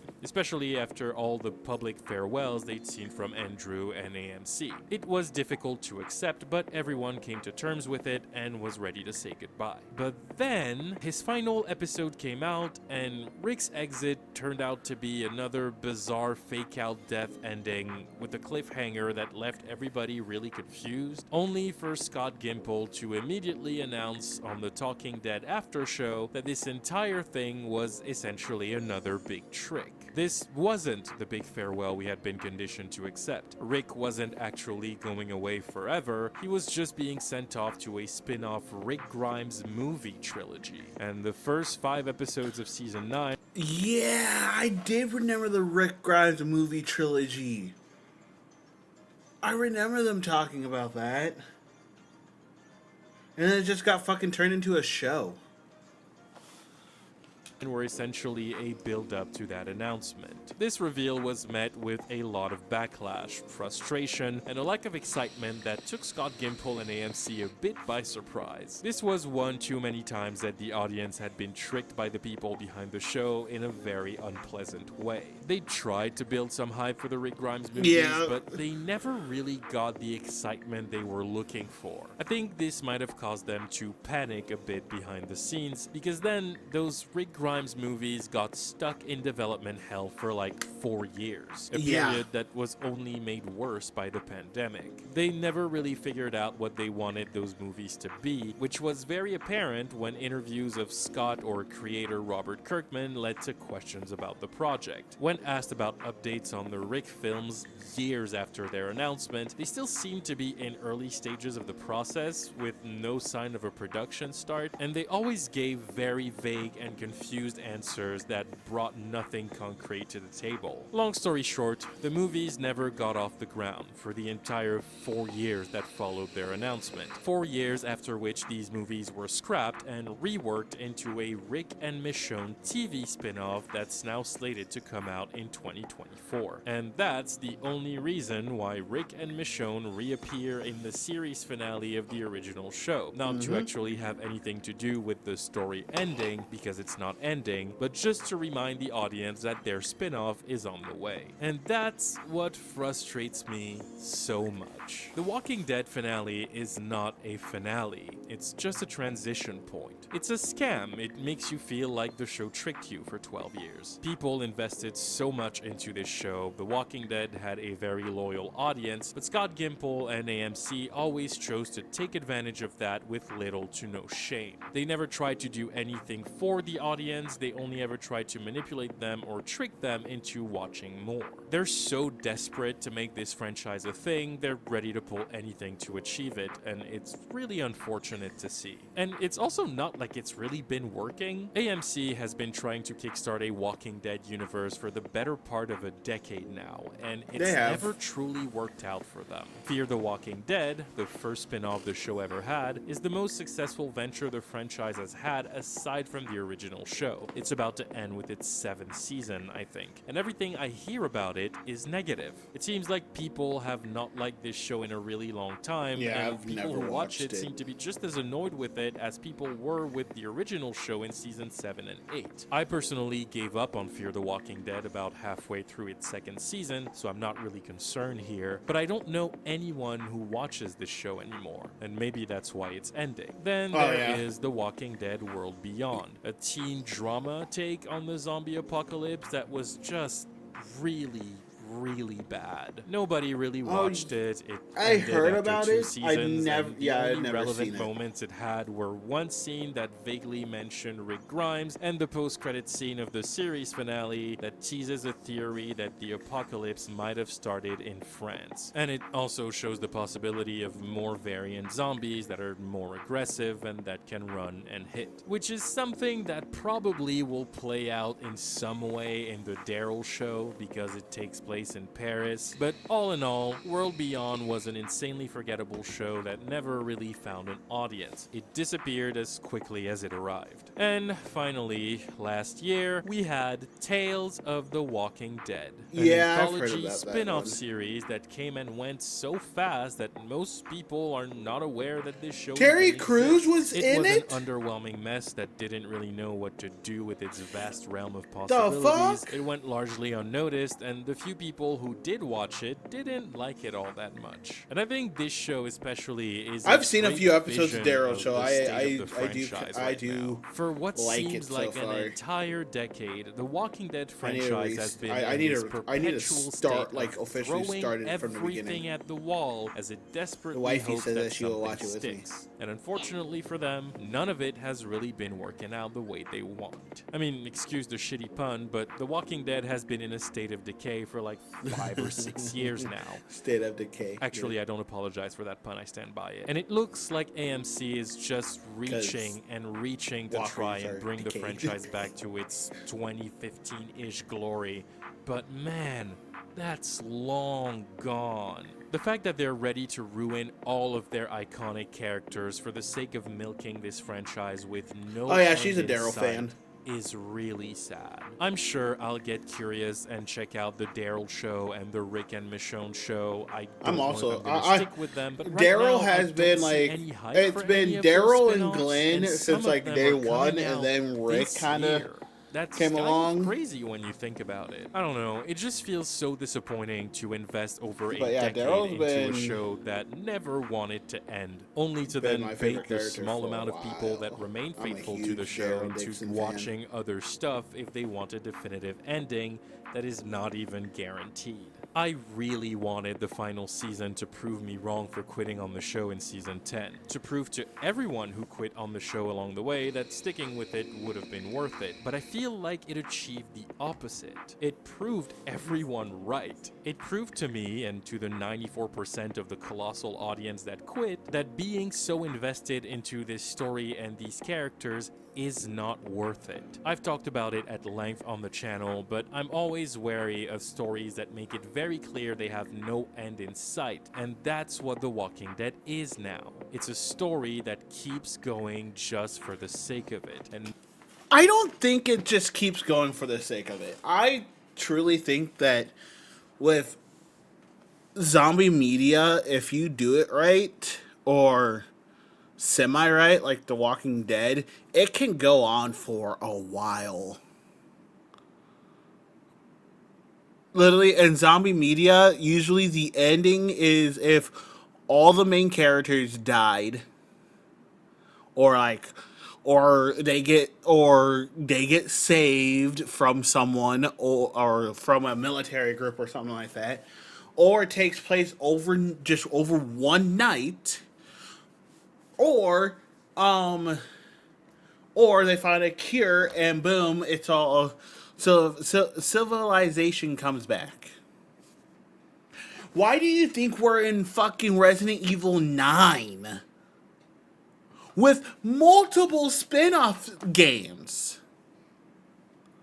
Because Capcom took the zombie apocalypse, took the virus that would start it, and made it as a weapon. And then they were like, oh, wait, this weapon here can go into the black market. And that's how Resident Evil just took off. Because in the zombie media, that as a weapon, bioterrorism. The phone. Elvis was created. Right? Hey, The Walking Dead has its own Elvis. At some point. Has to be. more often than not, these stories keep going until nobody wants to watch them anymore, Yeah. and then it ends in a bit of a dud that, by default, cannot be satisfying to anyone. And it's a sad fate for a show that once was a cultural phenomenon of a scale we had never really seen before. In a meta way, you could say that the franchise itself is the real Walking Dead. Okay, that wasn't my best joke, but please subscribe. There's almost 500,000 of us in here. Look, I don't know what The Walking Dead will evolve into. I genuinely don't. But I doubt this franchise will ever become the popular cinematic universe the creators desperately want it to be. If it ever had the potential to, I think that ship sailed like 7 or 8 years ago at the very least. At the end of the day, it's a show that was ruined by the greed of the people making it. People who chose a corporate route of banking on never-ending build-up. So, you know, so The Walking Dead did one thing. Hi, that me. I'm hubby. Walking Dead did one thing that most zombie medias did not. If you got scratched by a walker, you didn't turn. Most zombie media is like, oh, are you scratched? Are you bit? Or yeah. And they're worried about being scratched. There has been multiple times where these motherfuckers went hand to hand with a fucking walker. The walker gets good hits or they grab onto them. I'm pretty sure some of them got scratched. Oh, yeah. And never a thing. Never a thing. That's crazy. To milk this franchise for everything it has. They turned it into this long, overly dragged out story that feels like it's constantly building towards something that never happens. I will always remember the early seasons fondly, not only for what they were, but for all the moments it brought me and my friends. Hey, look, Andre and the bitch. The I will the always remember the apocalyptic early seasons Karen. fondly, not only for what Hold they on, were. hold on. but That's for Carol. all That's the Michonne. moments That's it Lori brought Knight. Damn it! You know what? me Fuck and my it. Fine. friends and family as we all experienced it together. But every time I look at it, just like a lot of people out there, I cannot help but see what The Walking Dead really is. The greatest fall from grace in television history. Yeah, I cannot disagree with him that The Walking Dead was the man. I cannot disagree with him on that. They went from worldwide audience watching every week to 1 million viewers.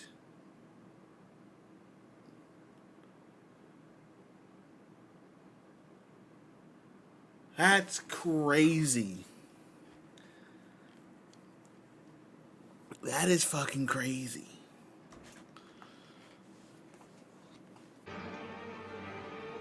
Thank you guys so much for watching all the way up to the end of the video. So that was a stream that I did a few weeks back, and I finally watched the end of The Walking Dead. I've watched the season finale and everything like that, and I have to disagree with Friendly Space Ninja. The ending of The Walking Dead was not a bad ending. The ending of The Walking Dead, yes, was meant to set up the spin-off series, but also it was the end of the main story. For the survivors that we don't get a spin-off series for, we saw that they're thriving, living again. In Commonwealth. I mean, King Ezekiel and Macer are the governors of Commonwealth. Gabriel, him and Rosita's daughter, Coco, are thriving. Everyone else who survived and who helped Commonwealth against the female governor of the town are all alive. And it was a farewell to them, but also a way for them to be like, hey, guess what? Don't worry. You'll see more of Maggie and Negan. You'll see more of Daryl and Carol. That rhymes. And of Rick and Michonne in the spin-off series. So the series finale for The Walking Dead was a series finale for the main story. But also it helped launch the spin-off series. And I gotta say, that's probably one of my favorite series finales I have watched in a long time. I've watched a few series finales. I have watched a few series after being caught up with it, like the Supergirl series finale, Arrows, and the Flashes. Those three shows, The Walking Dead easily takes the cake. And it's not hard because CW writers are kind of ass, but I do have to say, the ending of The Walking Dead was great. I love The Walking Dead. I will be forever watching it, and Tara over Maggie. That's the last thing I'm going to say. Thank you guys so much for watching. I love you guys. You guys are amazing, wonderful people. And I will catch you guys all in the next video or the next stream. Love you guys. Stay classy, my friends.